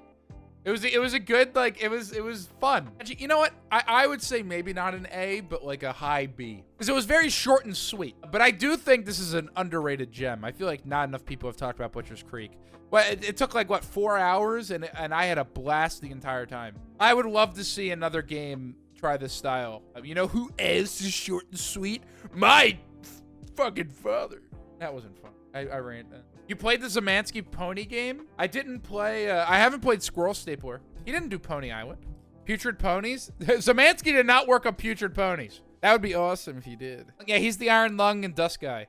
Have you played Ultra Kill yet? Okay, Ultra Kill. I bought it when it was just chapter, like the early chapters, and I was going to make a Vinny Super G video on it. Back in the day, I played a different game called Bright Memory, and it was like a 2-hour-long game. But the gimmick is that it was a first-person shooter character action game. And it was kind of bad. It was like 2 hours long, but I loved the promise of it. And I scrapped the video due to whatever reason. I just didn't feel like it fully like came together. And then Ultra Kill just did everything that Bright Memory did, but better. And I really liked it, but I have not touched it since because I just like that with early access games where I like playing a full game. Having to constantly go back to a game every time it gets updated, that's just not how I play games because I lose interest. So I'm kind of just waiting for Ultra Kill to be finished to like jump back in. Like what Ultra Kill is like the 20th like highest rated game on Steam. I don't think it's that good. I do think it's a tad overrated, but I do think it's like an incredible game. Maybe when it's finished, if I'm still around and I haven't quit at that point, like, yeah, I'll do an Ultra Kill stream. I love the idea of a character action game in first person, So like playing it and seeing that and seeing like the style meter and everything, I really enjoyed. They also redid almost all the game's visuals. Yeah, again, I love the idea of early access for devs, but as a consumer, I fucking hate early access games for that reason. It's not even fear of missing out. It's the opposite of fear of missing out, because like I don't want to play this while it's still being developed because the future version's gonna be better. So like, why would I play the worst version of it? But as a developer, it's great because it's a way to fund your game for the future. So like, I don't hate early access. It's just for me, I don't play early access games. We're not even talking about Butcher's Creek anymore. Where did I put Butcher's Creek? High B? Yeah, I think high B. I think A is too high. I think A is too high, but high B is really good. Zemanti's on a roll. Play Chop Goblins. I'm excited to talk about this. It's peak. We're talking about peak. Okay. I'm not going to be taking the BB No Money stuff into account, even though I fucking hate everything to do with the BB No Money thing. And it genuinely feels, I'm going to say it genuinely feels anti-art, but you know what? It's a friend swap game. Except my Steam gift, play it on stream and rank it. What, you gave me a Steam gift? What did you give me? One Night, Two Crazies? What is this? It's a really good game? Josh doesn't play Fuck this game, man. It's 99 cents. wait, I want to play this. wait, it's just a guy's house. I will play this. I will stream this. I will stream this. This seems great. Okay, Peak. We're talking about Peak. I don't like Peak. I don't like this game. I'm sorry. I am sick of friends. Oh, was Repo this year? I didn't. No, Repo was last year, right? I don't want to add Repo this year. Fuck. I don't think Peak is a bad game. I'm just kind of confused why people like this game so much. Because it's like fine. It's like chained together. Like, I'm going to be honest. It's under Donkey Kong Country. I wouldn't put this in D. I don't think it's terrible. I don't think it's god-awful. I just don't get it. I don't think there's enough depth there. I felt like the bit... It's like me with Battle Royales, where once we got to the peak, I was like, all right, well, I don't really want to play this anymore. And I feel like if I want to play a game with friends, I'd rather play, like, Darktide, or Deadlock, or Helldivers, or Stronghold, or Age of Empire. Like, there are so many games I'd rather play than this, because after, like, a first time playing it. And I feel like the way people talk about this game, where they love this game, I really don't get it. I don't know, it's fine. I no ill will towards these devs other than the BB No Money thing. I think is like stupid. Real talk. I think the BB No Money thing, like, it's just like, I don't even think it's a funny bit. Genuinely, kudos to the devs for making like a small game really quick and like having it blow up. I don't hate the devs. I don't think the devs are bad. I legitimately just don't get this game, and I don't understand why people love it so much, where I feel like it just feels incredibly generic. Do you hate Baby No Money? I've said this before. I hate people that are clout chasers, and I hate people who are fake. And I also don't think that Baby No Money's music is good. I don't think he's necessarily a bad person, but I feel like the people that are just say things to social climb is like genuinely something that is just like an incredible, like, I get the ick. And the stuff that Baby No Money says, the Hatsune Miku stuff, and like just like very clearly trying to like garner a specific like online crowd while also not making good music. I would be okay with it all if he actually made good music, and he doesn't. So for me, it's like, I don't think he's necessarily a bad guy, but like, I just find him insufferable. It legitimately is. It's like good thing good, bad thing bad. It's like, yeah, AI's bad. I know. Make good music. Like, oh, you have Miku. Wow. And it's a bad song. Okay, but everyone's cool with it because it looks like it's got Miku in it. Swag won't make the thumbnail if you keep this in. Oh, hey, listen. People are allowed to like Baby No Money. I don't think you're a bad person. I just will make fun of you. Is that what happened with Circle Tunes? Why'd he disappear? / serious? Is that like a joke? I was at Circle Tunes' house not too long ago. He's fine. Chris is awesome. I don't know what you're talking about. But there's also beef. Why are we talking about Baby No Money anyways? It's a good game. That's, I don't like. There we go. There's my peak take. I think it's fine. I think it's cool. I think it's a fun thing. I'm sick of games like this. I don't really find them fun anymore. I think he's just wondering, like, Crinkle Goons, that's a great name, hasn't been on stream much. Like, is he doing good? He's incredibly busy. Chris is one of those friends that's always got something going on. Let him day drink in peace. God damn it, true. He's busy working on Toon Souls. He's busy. Worry. I literally talked to Chris yesterday. I'm done talking about this bullshit friend slop. I want to talk about a real game, and that's Age of Empires 2. This game's fucking great. This game is fucking awesome. This is one of those games where it's like, I get why everyone like adores this game. It is so simple. It is so easy to like understand. By the way, I won this game. It is so simple and easy to understand, but like incredibly hard to master. There's so much going on. There's so much content, and it's so fucking fun to play with friends. Games don't last that long. They don't last longer than like an hour, hour and a half. It's a great vehicle for banter. It's just so fucking fun. There's so much extra content. The sound effects are so good. The remastered visuals genuinely look gorgeous. Like, it's a gorgeous looking game. The sound effects are like ingrained in my head. Like, so many of the sound effects are just like stuck there. This is like the game that made me realize that I could like RTSs.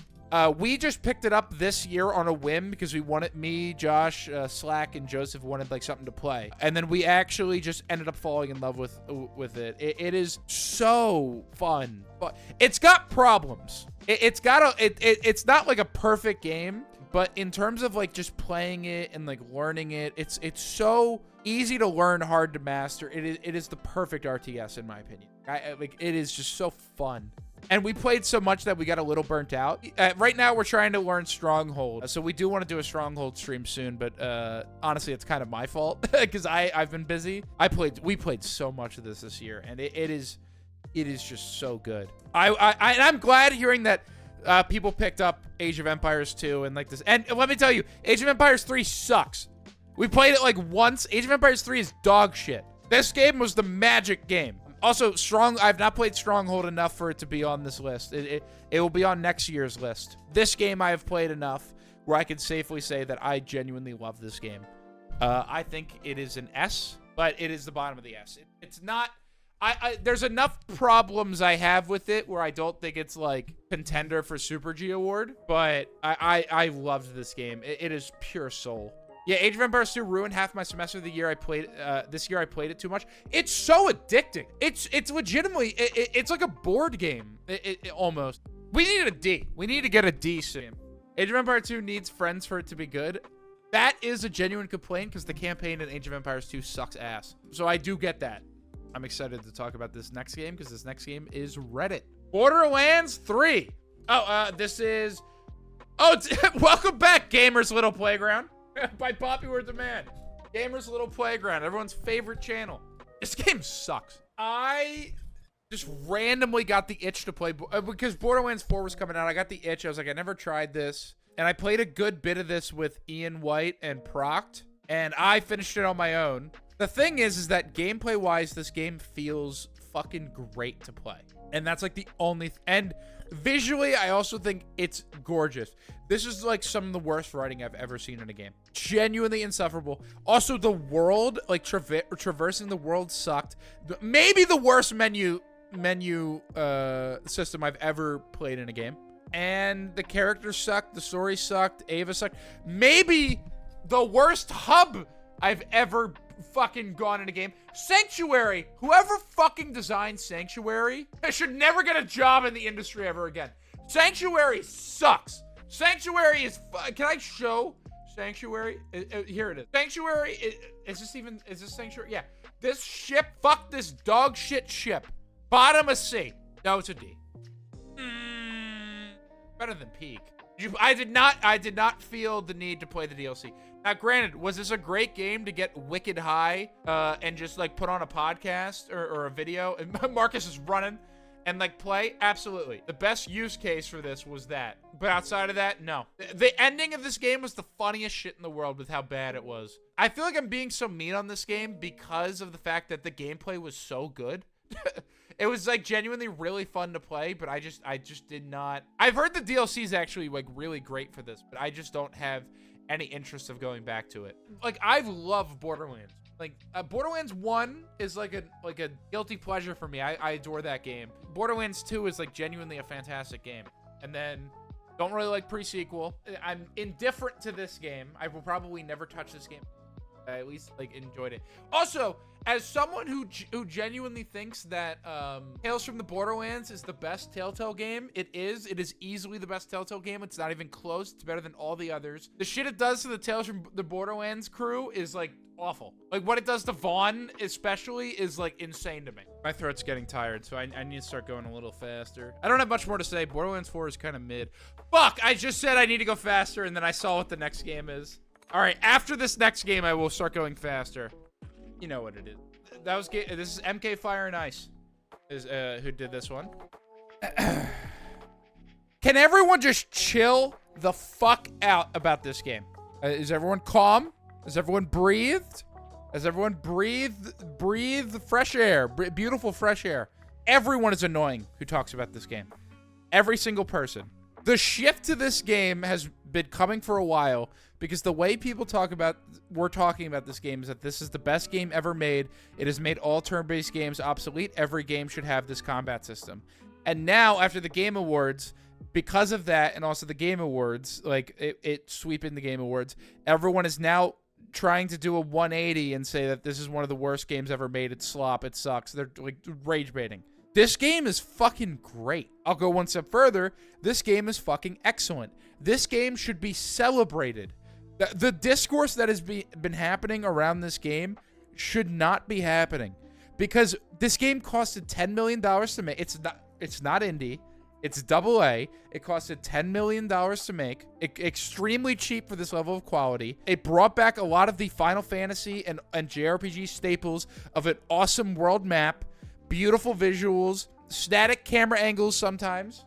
Like it did a ton of shit. Like it should be celebrated as it's got beautiful visuals. It's a return to classic JRPGs in so many ways. There's so many references to classic games. It's beautiful. And I will say this right now. I think the opening hours of this game are one of the strongest openings of a game I've seen. And so I was constantly getting blown away by the beginning of this game.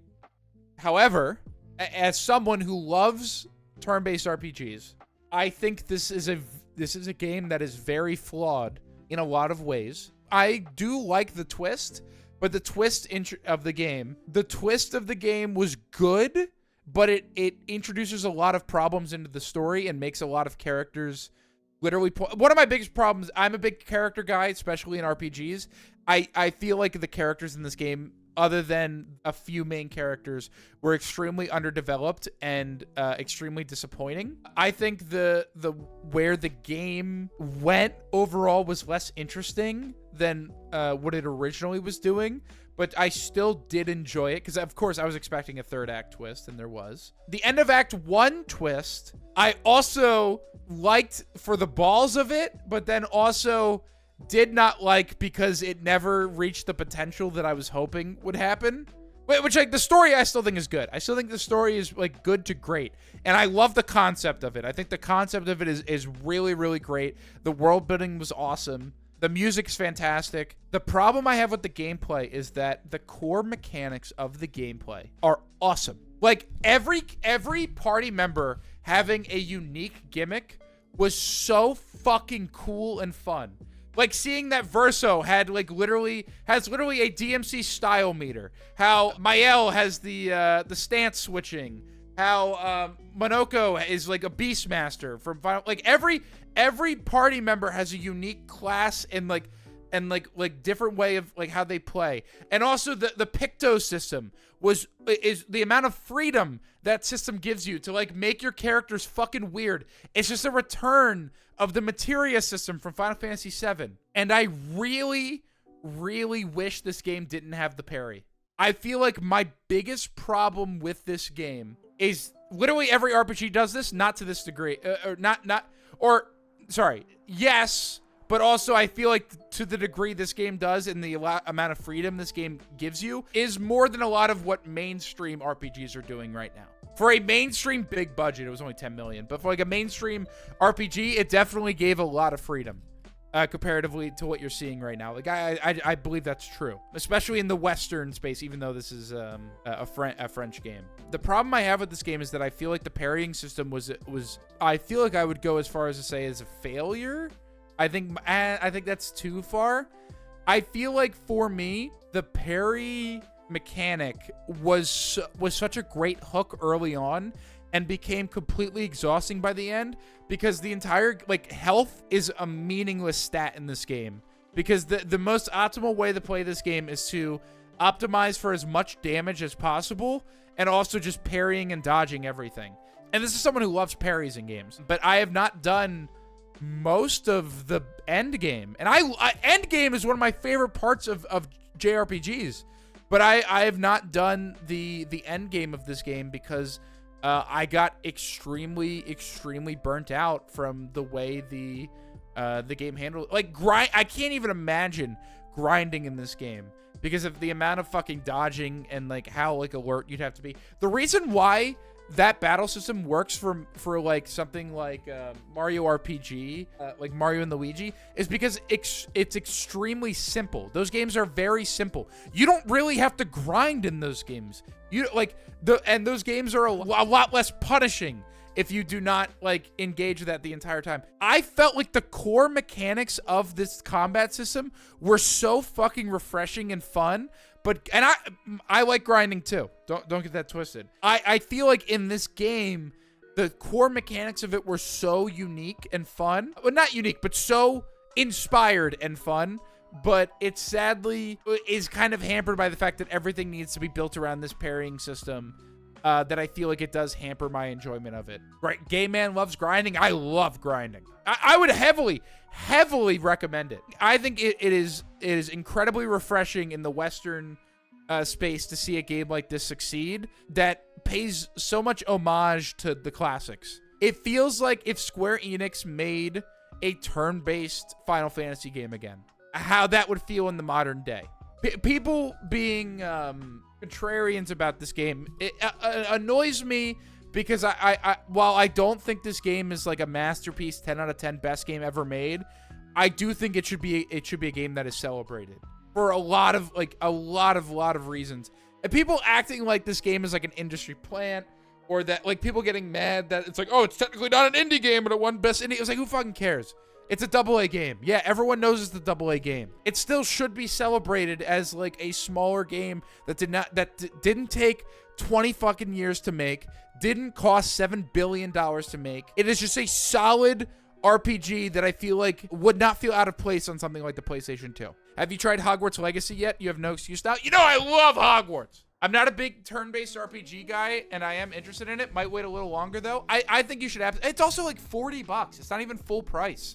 I think you should absolutely give it a try. It is a great bang for your buck. No matter what anyone says, I think the game is gorgeous. I think the characters are underdeveloped, but they're good when I like them. Now, where I put Expedition 33... it's so much an S. But it is an S for me. It is an S. I liked it more than Age of Empires. I liked it more than Deltarune Chapter 4. If one game has to go down because S is getting crowded, I think Age of Empires goes to A. Now, I do understand that a lot of the slander is also rage baiting.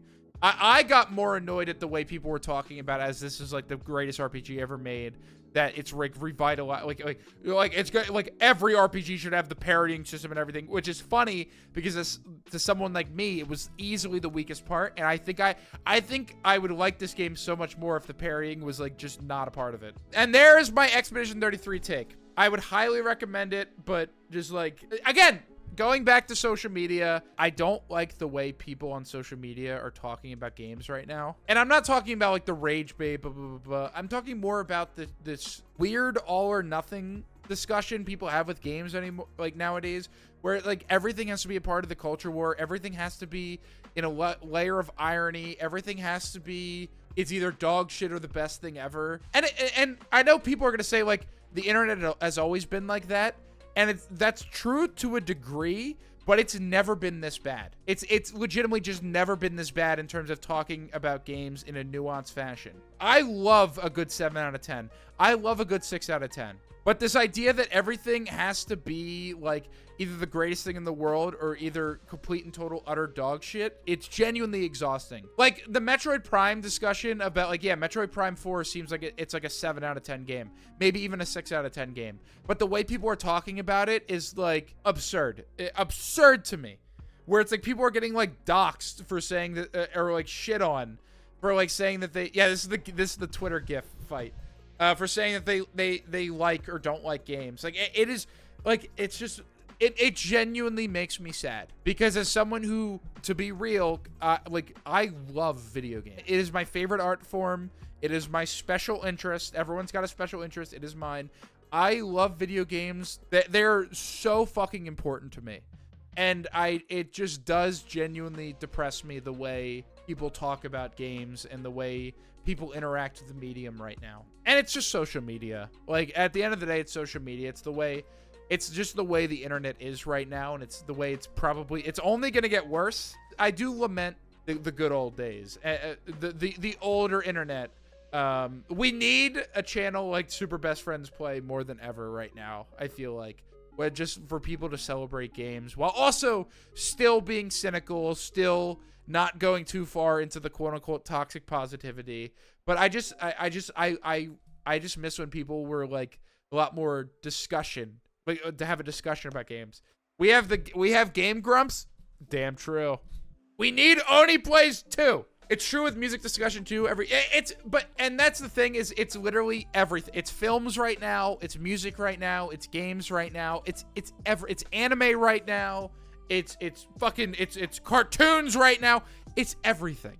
I'm just lamenting the fact that for video games, it makes me sad because video games are what I'm like most interested in. Is the only up platform bit actually a thing in Expedition 33 and why are people rated the only up platform? No. So, okay. VinnySuperClips. Perfect example. Yes, the only up platforming bit is in Expedition 33. That is a JRPG staple. Every good JRPG has a dog shit minigame that you fucking hate. That is terrible to play. That feels like shit. Like dog shit minigame that you hate and is terrible to play. And is like kind of like underbaked, but you can tell the devs just put it in because they just wanted to fuck around and put it in. I laughed so hard when I saw that they were doing that. So the game is terrible on purpose. I mean, you can criticize it for being like poorly made or whatever, and I think that is absolutely fair to do. However, I think it being kind of shoddy and fun, and shoddy and weird and kind of shitty, to me, I was having a blast because I was like, this kind of sucks.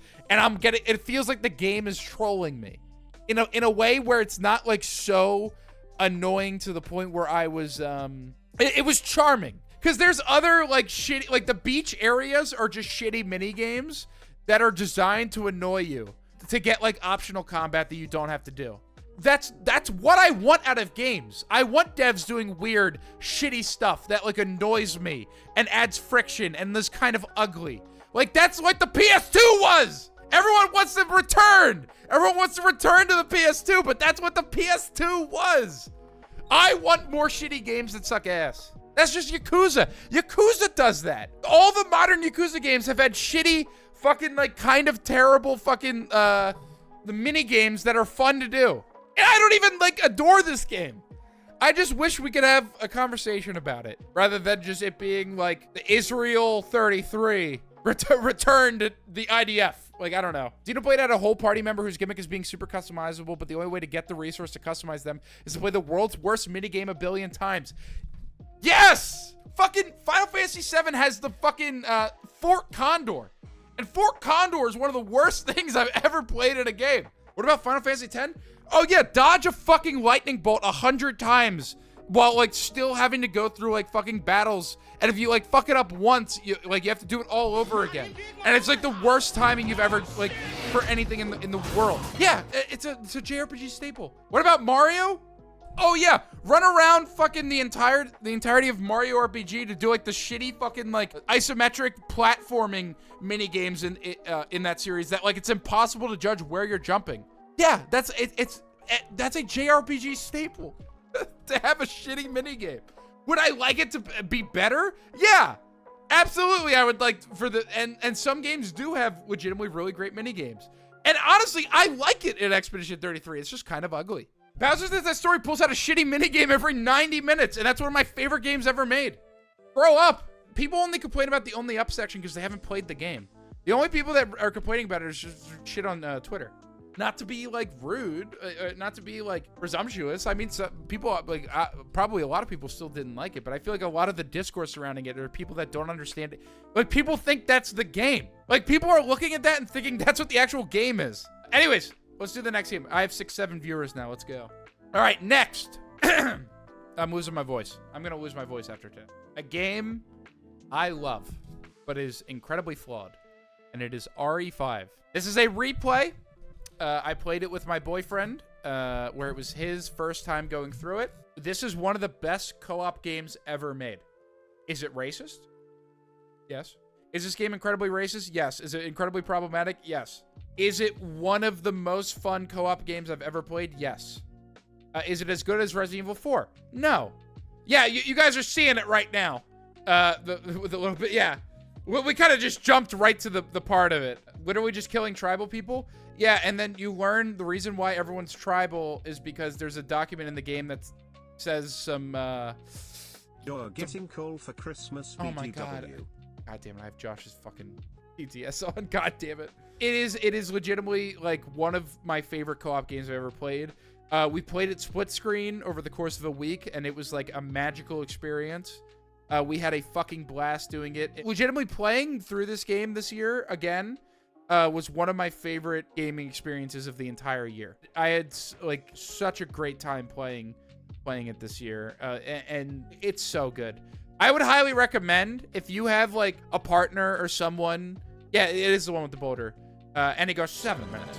Gameplay wise, it's just Resident Evil 4 with another person, and slightly worse. One of my favorite co-op games. It's an A. It's got a lot of problems, but it's so good. I don't have much more to say. I was gonna say this a while ago. I watched the Arby and the Chief Resident Evil 5 video, and while I do think that has not aged the best, the bit where they were talking about every Resident Evil 5 review constantly going, for people who are fans of Resident Evil might enjoy this, but it's just not scary.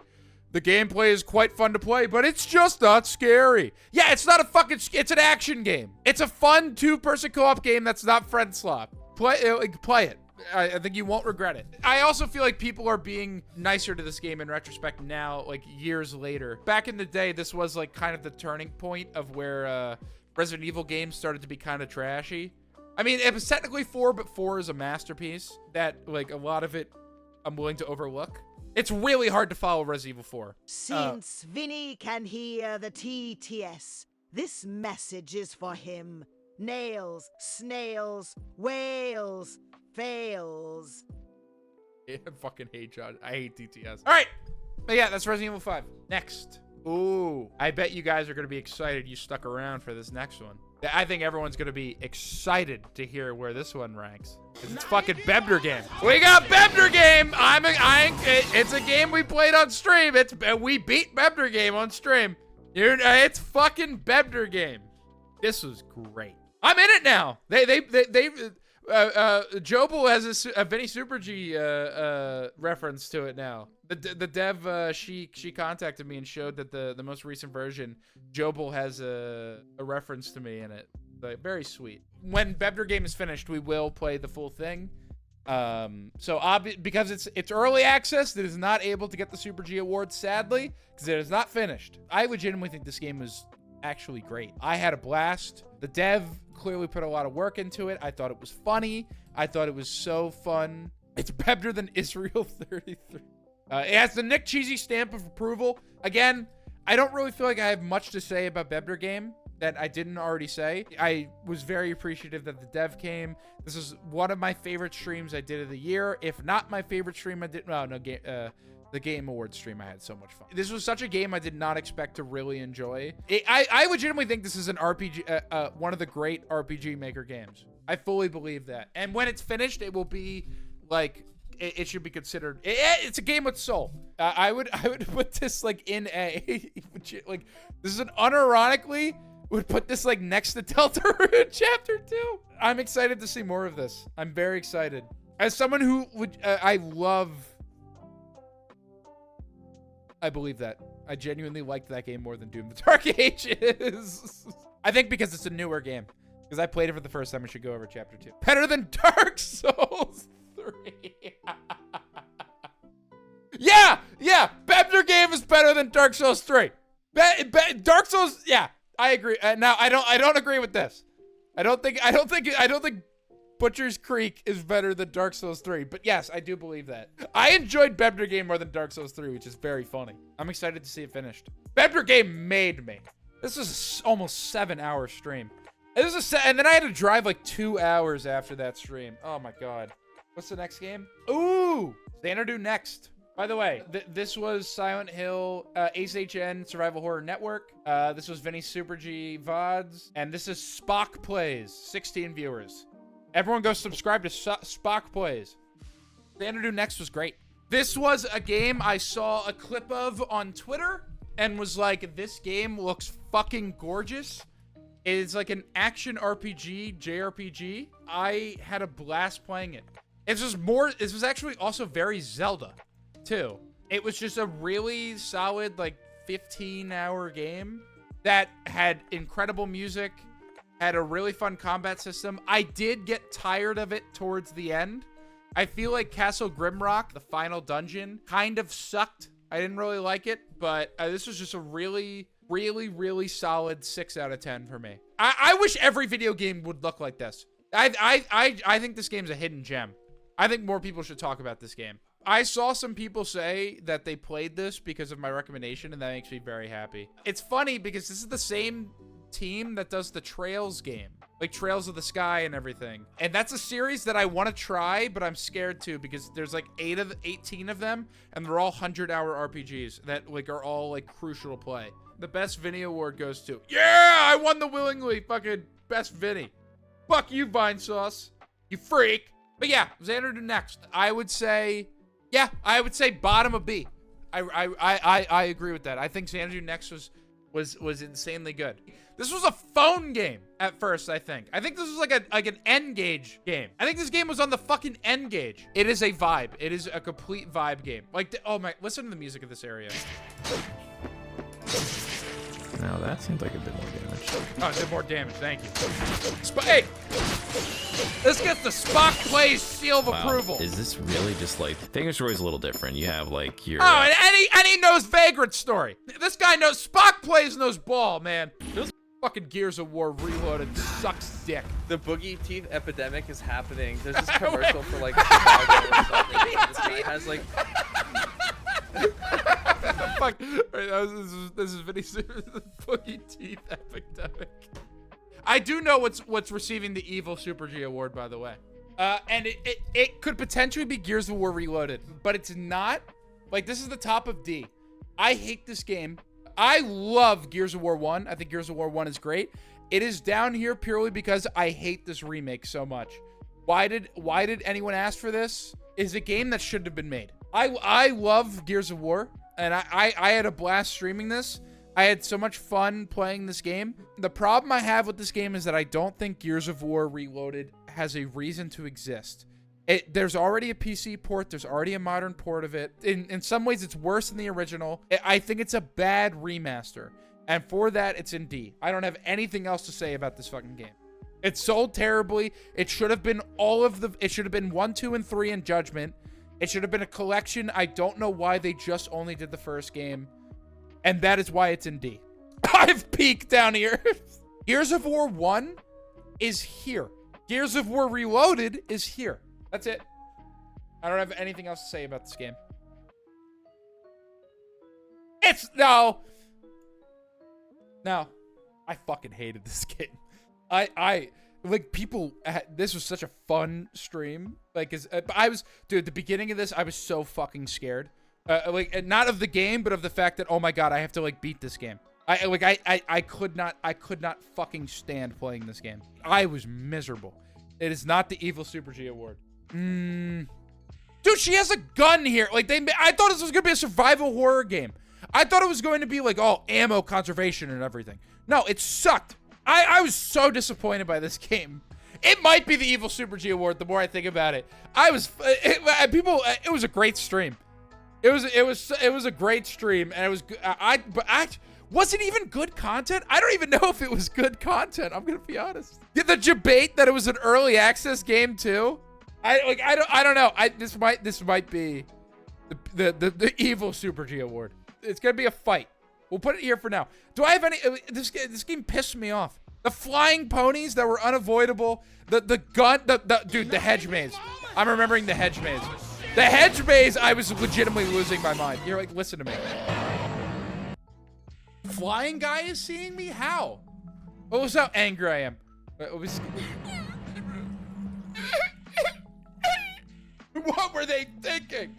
Okay, hold on. I hated this. Where was the shotgun shells? It's a diarrhea game. It's a diarrhea game. To the right times two. I hated this game so much. All right, I don't have much more to say. I didn't like it.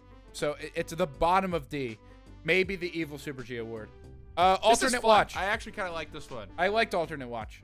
It's like bottom of C. But I thought this was a fun like time waster. I liked it more than Peak. I did. I liked alternate watch more than Peak. This was a fun game. Do I need to waste time on talking about this? You guys watched it. Unknown. Wait, electrical. I actually was freaked out too. It was like a legitimately scary game, but I saw like nothing scary in it. It just made me uncomfortable. And it was also way harder than it had any right to be. But yeah, I don't have much more to say about it. You were listening to the stream during class. Picture. This was a fun stream though. I had so much fun this stream. Like having like chat help me find the displacements and everything was Mimic Guitar? Mimic Guitar, is that what we're thinking? Mimic Guitar? Josh picture here. I can no longer watch Mandela Catalog the same way because I could see that one guy who's really important to the lore. Is he important to the lore? This guy? He looks so much like Josh. It's so funny. Ball. Yeah, I think I really liked this segment of the stream. It's the bottom of C. All right, next up is the bunker. So I found this version for the bunker. She gonna talk? Applejack, are you okay? Applejack is fucking scared. Does she talk? I know she talks. I was watching this earlier. Applejack's fucking scared out of her mind. Applejack, talk. Yeah, exactly, Yoltz. Yeah, he needs to learn how to use his inside feet. Yeah, use your inside feet. Quantum audio. Thank you for this one. She never talked. She believes it. The horse talked to me. I promise. This game was so good. I think these streams were so maybe awful to watch because I was really bad at this game. I watched back a bit, there were parts of the stream that I feel like were kind of unwatchable because of how bad I was. I'm just bad at stealth games. I thought this game was great. This was such a unique take on a survival horror game. Not knowing how you could craft, it's all because I was doing a Family Guy bit at the beginning of the game. After how much you're glazing it, yeah. Do you guys see? Like, look at this fucking spread of games. These are all amazing games. I think this game's a high B. Because the problem I have with it is that I feel like towards the end, the monster just lost all semblance of being scary to me. I was getting kind of frustrated with it. The Benny Hill Looney Tunes bit is maybe stream bit of the year. I put it over Dark Souls 3 over Principle. I really enjoyed this game, but by the end of it, I was like getting exhausted just because I'm not good at stealth games, obviously. Well, I think this is a unique, great way to handle like a horror game like this. Throwing a brick at the rat and the brick exploding. There's so many good bits. Did I find the hidden Easter egg? I did look up what I missed. It was just like it was a small Easter egg. Yeah, I thought this game was great. This game is excellent. And again, a short, like 7-hour game, horror game with a lot of unique systems, and it was so fun. I don't have much more to say. Again, I already said everything during the end of the games that I stream. I don't really need to talk too much about because I feel like I already said everything I feel. And Applejack's way better at this game than me. Look at her just solve these puzzles. She doesn't speak though. What's going on over here? I fucking hated this game. I hated this game. This game sucks. I think I hate this game more than Putrid Ponies because the other Backrooms game that we played last year was so fun. But I fucking hated this game. This section sucks. But I also, here's the thing. I do think this game was fucking hilarious. I think this game was so bad it was funny. We need to finish it. Like, playing together with Josh was so fun. And again, it turned out to be a great stream. But oh my god, this dog section, I was legit annoyed. Because of this fucking noise! I think we only have one to worry about. And we were here for so long. I can't get off ultrasound now. And the ultrasound, like the fact that, like, oh yeah, go to ultrasound. We got high quality music. No one has gotten even close to finishing the game. There's like 10,000 positive reviews. Yeah, like we've gotten farther in that game than anyone. Dude, when we like got stuck and it teleported us back, like, yeah, this part, oh my god, and then it teleported us back like 8 fucking floors. I was furious. Oh my god, I was so mad. I'm getting sanitied in real life. For me, the funniest bit of the year might be the first time Josh got killed by the skinwalker. Oh, that was fucking so funny. I mean, it was a great stream. It was a fucking awesome stream, but god damn it, I hated this game. Excuse me? The fact that the guy's voice kind of sounded like Josh was so good. And the hotel clip where I was like, thank God, like there's no enemies, that it was back to the dog. Oh, that was so good. I think this is the worst game, but the better stream than Putrid Ponies. Because I don't even think Escape the Backrooms was scary. It was just fucking annoying. Like, the other Backrooms game we played last year was at least scary. I think this is the evil Super G award. At no point did I feel any fear. The only point I felt fear was when we lost like 8 fucking levels and I had to do the moth maze again. Yeah. I think Escape the Backroom is the evil Super G award. Gamers Little Playground yet again with the Borderlands 4. I regret buying this game on launch, but this game is great. This game had a fun story. I'm losing my voice, so I'm kind of going through this fast. I don't usually play like Ubisoft open world games, so this was my like slop game of the year. I played like 60 hours of it, and I got like, I think the end game of this game like sucks. Dare I say as good as Borderlands 2? I think so. I think the problem is that the end game really sucks. But I'm very excited for DLC for this game. Gunplay was amazing. As someone who liked Destiny 2 for a while, the fact that this game is just a Destiny 2 ripoff, and they took a lot of the stuff that worked from Destiny 2, was good. Awful menus, though. Awful menus. Borderlands 2 is a great story, but a lot of problems. I don't even know if it had a great story. I mean, every Borderlands game is like has horrific problems. But I spent $70 on this game, and I wish I didn't. So this is my slop game. I think it's like top of C. I think it's like yeah. I think it's like top of C. It was my slop game of the year. I don't have much more to say, really. The grappling hook was fun. Best gameplay in the series. By far. By far. If the end game was as good as the end game in Borderlands 2, it would probably be like up here. Like at top of B. But the end game and the way the story ends sucked, in my opinion. I thought the story was good until it wasn't. I actually thought the writing and side quests in this game were pretty good until they weren't. All right, Halo Combat Evolved. First time beating it solo. This game is such a vibe. This game is like such a... Where is he? He was out of the map. Oh my god, what is he doing? What is this guy doing? What is happening? What is that? What is he doing? He's ghost skipping? Where did I find? This is long play archive. I thought it was like, I didn't expect him to be doing like a skip. I didn't do this. I didn't do this in mine. That's hilarious. I love that. I found the one where they do the ghost skip. But anyways.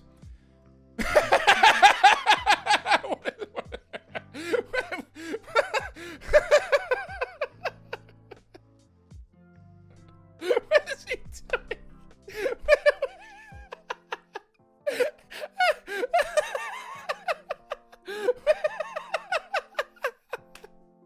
He fucked it up. He had to kill himself because he fucked up the skip.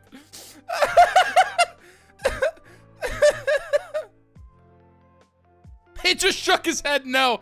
Did he do it right? Did he do the skip? Did he do it? Is that how you do it? No, he did it. Okay, I guess he did it. I think he just gave up.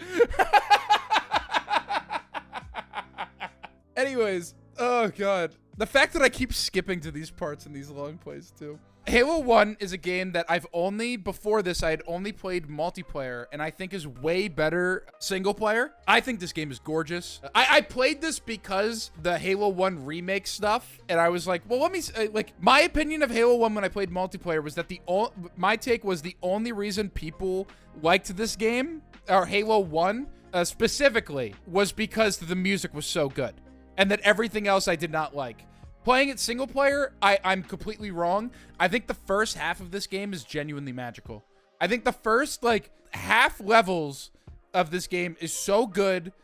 I played on heroic. Like, I felt like the heroic difficulty was so perfect, and it was so fun. I think this is gorgeous. The story's great. The music is incredible. I really like how this game is, like, grenade-focused. It's one of the few first-person shooters that you're intended to play it by constantly lobbing grenades. I think that is so unique. The problems with this game come from the fact that the moment the Flood gets introduced, the first Flood level is great. The library to the end of the game is, like, really bad. The game takes a dramatic nosedive after the library. And I've noticed that in all Halo games, I just don't like fighting the Flood. I think the Flood is an amazing concept, and from a story perspective, like, are, like, really cool and unique and, like, great. I love them. Fighting the Flood, the game is the push and pull of the combat and, like, fighting the Covenant and elites and everything, and like how that feels. It just doesn't feel like this style of game was designed for, like, zombies. Like, it feels a lot less enjoyable. Like, the shield combat, like, playing around, like, enemy shields, and, like, having to, like, the fact that doing raw damage is better with, like, regular weapons, but doing shield damage is better with, like, a plasma pistol or the Needler.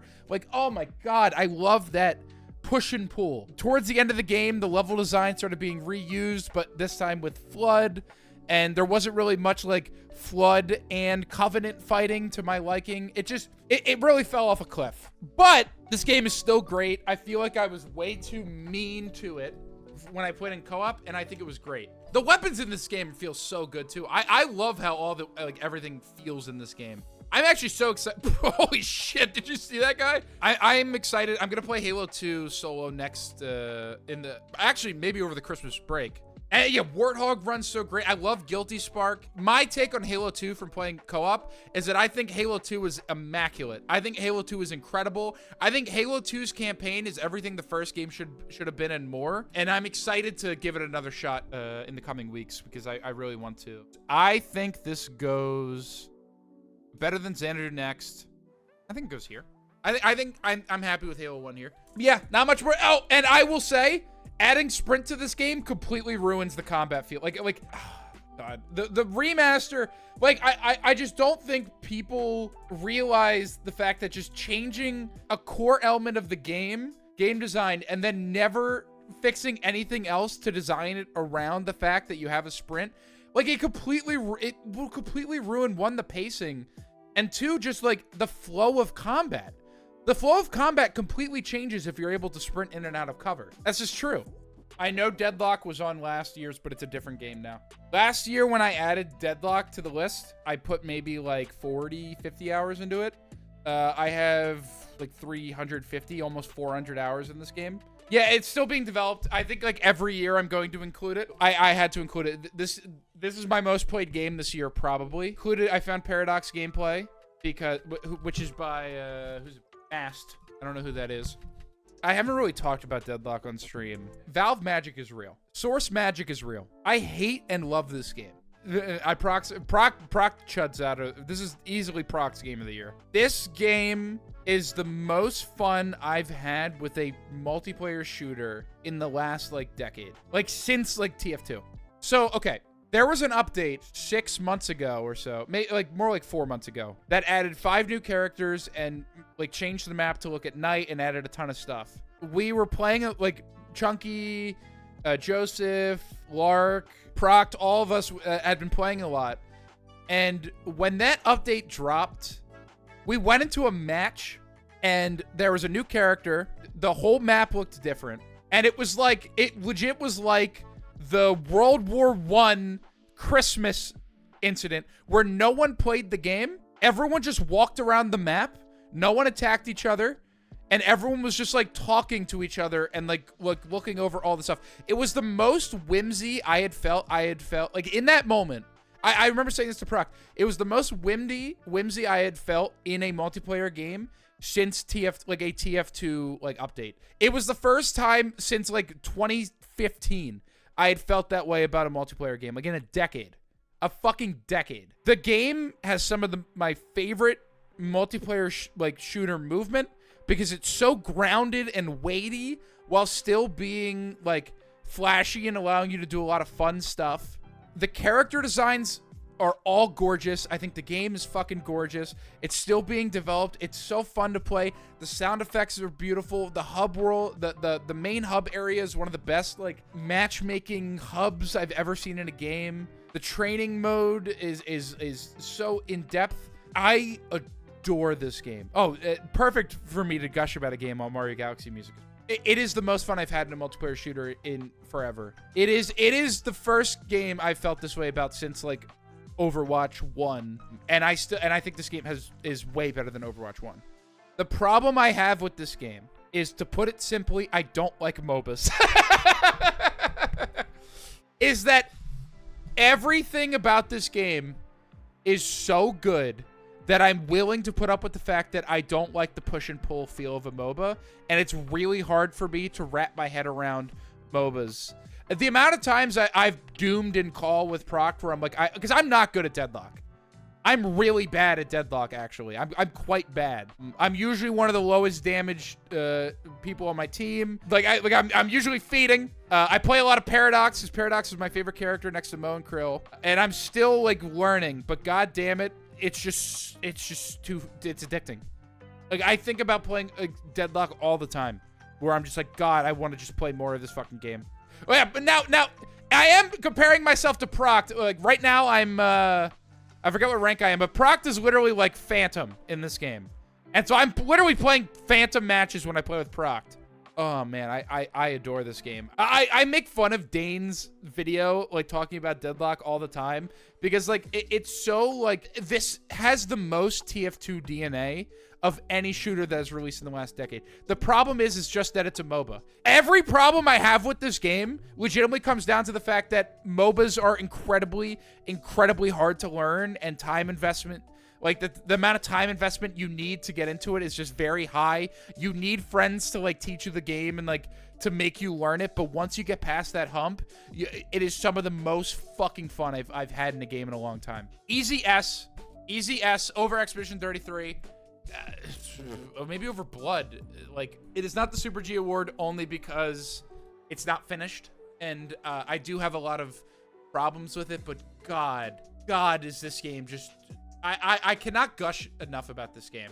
But it is like the unemployment game, where it's like you have to be like, you have to have like a certain like level of commitment into this game to like learn it, but when you do, it's genuinely just the feel firing. So here's the thing. I like playing DPS in this game, which is weird because in Overwatch, one of the reasons and Marvel Rivals to that extent, I hated playing DPSs. I always felt like everyone gets like, you do damage and there's always just a trillion health coming back to them, and just like everyone's got heal and sustain. In this game, there's not really dedicated healers. There's a few, but they don't give you that much health. When you take damage, you take damage, and you're not really healing back that damage. There are ways to, but if you do 50 damage to someone, they're going to have 50 damage for basically the rest of the fight. 50 damage like taken to them for the rest of the fight. It's not going to be someone has a fucking mercy beam on their ass that like makes them like heal back up everything. It's about like can you outplay them? And it feels great. It's still in beta, by the way. It's still in alpha, I think. It is the best feeling multiplayer game in a long time. Oh yeah, and the swap. Oh yeah, go through that fucking wall, you bitch. Yeah, fuck you, Shiv. Yeah, go right to the time bomb. Let's see this shit. Look at that movement. Yeah, oh yeah, wait, look at all this shit that's happening right now. The slide feels so good. Oh man, I can't believe that Shiv died. I don't have much more to say. I love it. I love it so much. How does it run on the deck? It doesn't even run on the deck. I got the itch to play another Castlevania, so I was like, hey. Oh, by the way, this is World of Long Plays again. I was like, hey, let's try the Bloodstained Castlevania game. I did not like the Bloodstained Castlevania game that much. And it's quite simple. It's too easy. You have too much control. Everything feels too fluid. You're not stiff. Like, it's too easy to kill things. The boss fights aren't that memorable. I didn't really like the swapping character stuff. It's too easy. I was very surprised how much I didn't really like this game. Like, look, you have like the spread shot with Alucard, and it like just does like way too much fucking like one shots fucking like everything. Didn't Donkey like this game? Yeah, Donkey likes bad games. Donkey likes Uncharted 2. That game sucks. Gorgeous pixel art though. But yeah, I was heavily disappointed in this game. I was really bummed. Because I just wanted it to be more challenging. Now there's other modes, but nothing about it was like the level design. Nothing about it was like really stuck out in my head. Like I can visualize like in my head. I could just right now see boss like patterns and fucking level design and like everything just in my head from fucking Rondo of Blood, Bloodlines. But I just for this game, it's just like everything was just like a mush. Like I would rather play Shovel Knight. At the end of the day, I was like, if I want to play a retro revival platformer, this feels like this feels more like Shovel Knight than Castlevania. That is my take on this game.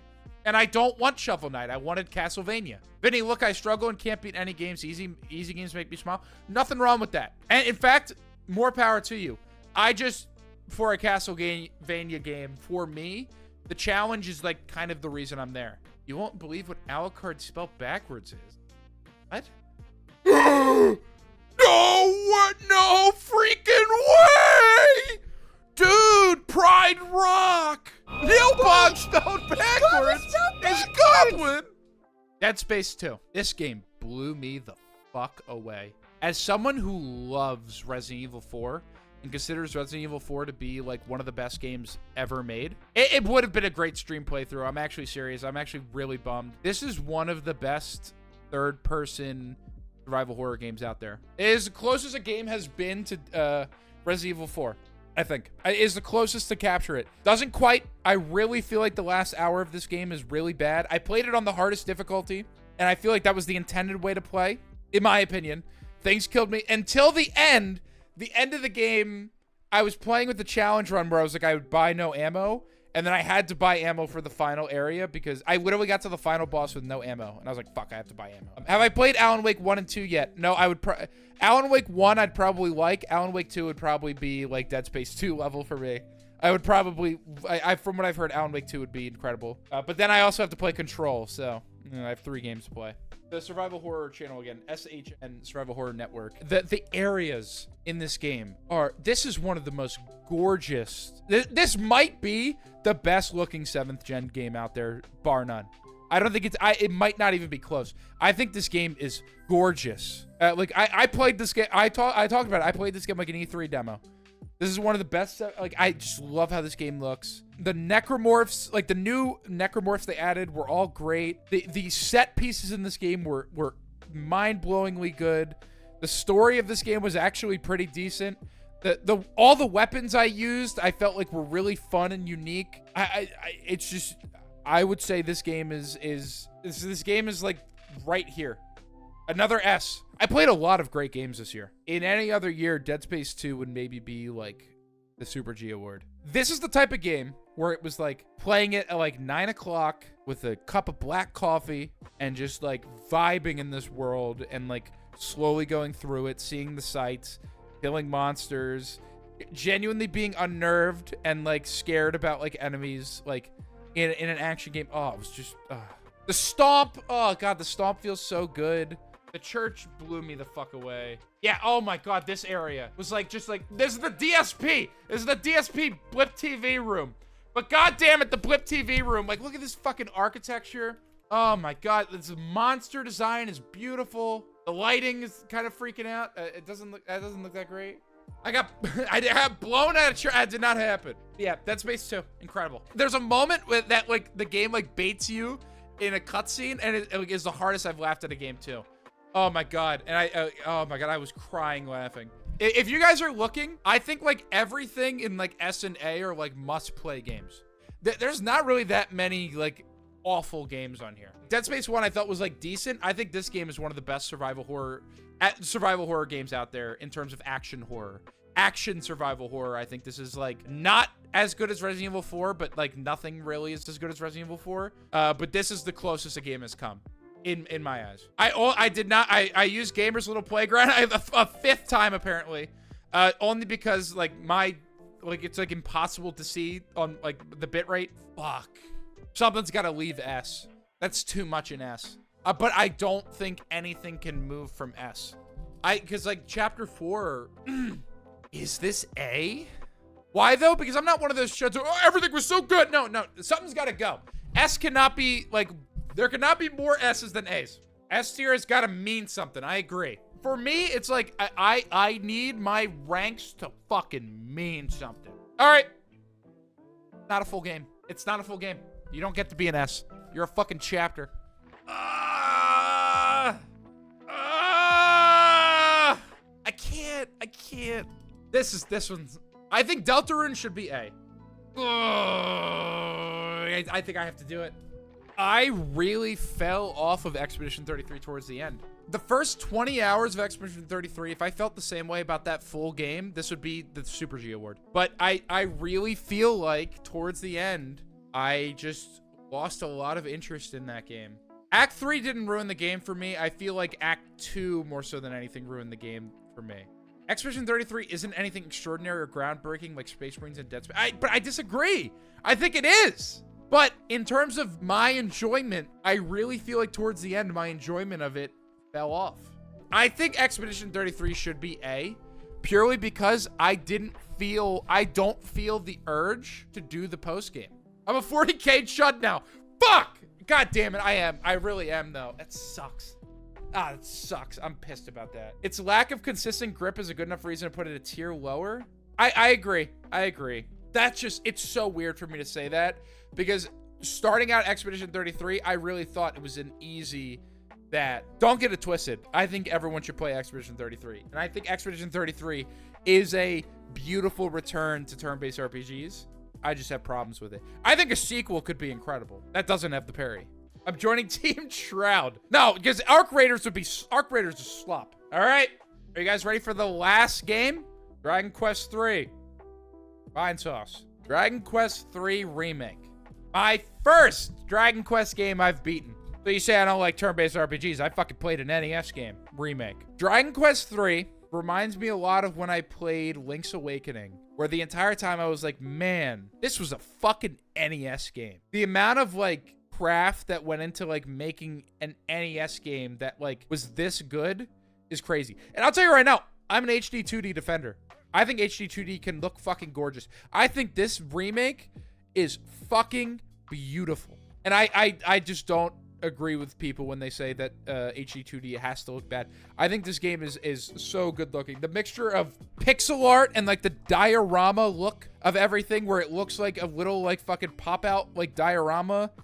I think it's so just gorgeous. The music, my biggest problem with this game comes down to, I wish there was more music, because it reuses music. I thought the gameplay was simple but relaxing. Like, this was just a relaxing game. I played this on my Thanksgiving break. I played like 25 hours of this game straight, and it was just on my Switch, and it was so like relaxing. I just felt so relaxed. This might be the most relaxing game I played this year. I am good on early Dragon Quest for right now, because I did put like 45 hours into it. I beat the post-game boss, but I didn't beat it. I need to do some more grinding. So I do have a little bit more I need to do in this game to finish the post-game, but it just requires me to grind for like 5-6 hours. I don't have much more to say about it.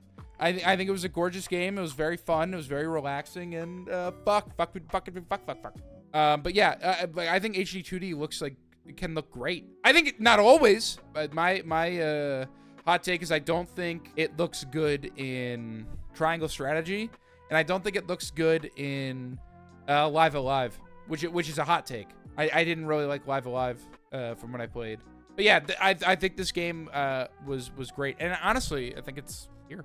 I think it's the top of B, and that's it. Let's look this over, and then we'll see what the super board is. So from bottom to top, let's see.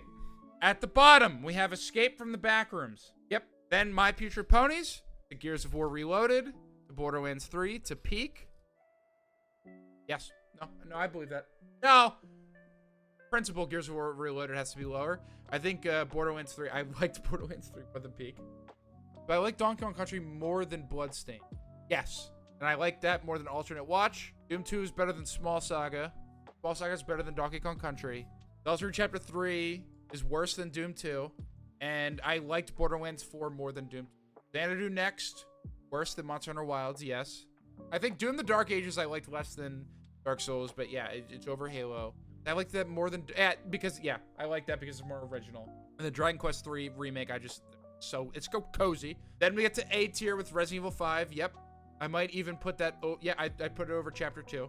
No, they're both games I replayed. No, so I think Chapter 4 is better than Age of Empires 2. Don't tell Josh I said that. I think I'm okay with saying Dead Space 2 is better than Blood. Purely because of the remaster that just came out. Deadlock is better than Dead Space 2. And I think by Rondo of Blood. I think Rondo of Blood is an insanely quality game. I think that is my game of the year. If we're talking about games that I've thought about the most in order, yeah, I think about Rondo of Blood all the time and how much fucking fun I had.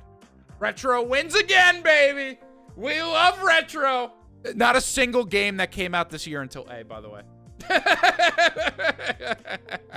You have a plan for next year's games? I just play whatever I feel. Games that are almost certainly going to be on next year is... I did not finish Birth by Sleep, so that'll be on next year's because I will finish it next year. And I didn't... Which Birth by Sleep sneak peek would probably be C. Because I'm not the biggest fan of that game. Lies of P, which if Lies of P is keeping it up right now, Lies of P is an S. An easy S. Lies of P is incredible. And Chapter 5 will be next year's too. There's the list. Screenshot it, post it around, send it to your families. I hated playing games with Josh, but hey, a stream got an S. So what everyone think? Did this reinvigorate your love of gaming? Probably not. I was gonna say this at the end of the stream, but I'm tired, but I'll still say it anyways. Before I started doing shit with Josh, I was not doing good. Some stuff, like some personal stuff was happening and blah, blah, blah, blah, blah, blah. Like around the time I started streaming with Josh, it was around the time where I was kind of just like giving up on doing like really streaming or content or like anything. It was just like by complete happenstance, I started doing stuff with Josh, and the amount of success and like support that this shit has actually gotten over the past year is like crazy. Like legitimately crazy. I can't, like, we were over 100 people were here earlier today, and like for the Game Awards stream, like we hit 200, which is fucking absurd. And it seems like people really enjoy the stuff I do. We've been getting a lot of support from VinnySuperClips and everything. Like I'm doing a lot better in my personal life too, and like things are going really great. But I do just like want to say like this has been really cool, like with everyone here, and it's like I'm glad everyone seems to like the stuff I do. And I know I'm like the irony king, like everything I do is like ironic, blah blah blah, joke, blah blah blah. I've always encouraged being genuine like about this shit. I'm glad everyone seems to like the stuff I do. Everyone's like enjoyed enough like just hearing me talk about games. And I don't know how long I'm gonna be doing this stuff for a lot of reasons. I don't really want this to become like a full-time thing. I'm really enjoying kind of just the flow we have now in terms of just doing this as like a hobby. You know, like you guys never have to feel like you guys have to fucking sub or anything, because at the end of the day, there's other people out there that deserve it way more than me. Like I have a full-time job. I get paid. It's been a really awesome year in terms of like just doing stream.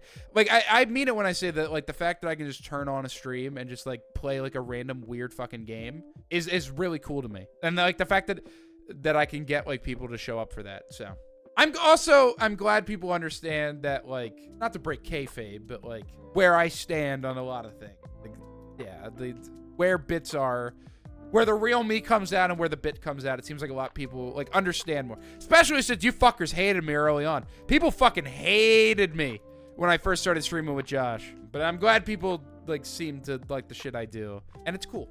I appreciate you guys. And also, I would get so annoyed when people are like, oh, parasocial. It's like, fucking just saying how I appreciate having a fan base is nice. That's about it. I wanted to say that at the end here because, yeah, it's just really cool to me. I'm definitely, like I said, I'm in a much better place And early on, streaming did help me when I was doing really bad. Like when it was really bad when I was doing the original Resident Evil 4 streams last year, and they helped me through some shit. It legitimately did. So I really, really appreciate it. I'm sending you over to Jet. I am placing blocks and shit in fucking Minecraft. I wanted to say one more thing. And one more inspirational thing I wanted to say. I have been doing this shit for way longer than I think you guys realize, since like 2015, like almost a decade of me doing my own like shit. I want to say right now, back when I was doing really bad, I was streaming like Sonic Frontiers, and I remember talking like, oh, like full time, like I don't know about my future doing this, and like it never really garnered any success in terms of the way I was really hoping it would. It was funny. It's very funny to me that like some of the most success I've had is when I've kind of just like stopped giving a shit and like doing like really fun, like just like whatever. And I guess it's sort of the way of saying to people is just like fucking like do shit. Like legitimately like don't worry about being cringe. Don't worry about like my videos. A lot of my videos are like so cringe and they suck and like they're terrible. And like I would redo a million things, but like I wouldn't take back like any of them. So, like, legitimately, just, like, fucking do shit. Fucking, like, make stuff. Like, have fun. Like, don't worry about being, like, irony poison and just, like, do shit. Like, whatever. Like, I legitimately mean, I think, like, just do whatever, like, makes you happy. And who don't give a shit about, like, viewer. Like, it's so funny that the most viewers I've gotten is when I've, like, legitimately just given up and, like, stopped giving a shit. So, like, legitimately, just, like, fucking make shit. Fucking like stream, fucking like make videos, make like video essays. Like who cares? Just make shit. That's kind of my point. In a world of AI slop, make your fucking weird like cringy videos that we make fun of on Media Share. Because at the end of the day, it's still being made by a person in a day of fucking like AI. I don't know. I didn't really have anywhere to go with that, but it's just like it's weird being in this place right now. All right, I'm rating Josh. Done with the gay shit. All right, bye, everyone. Okay, goodbye. Tell him the Gerblin King Gerblin sends his regards.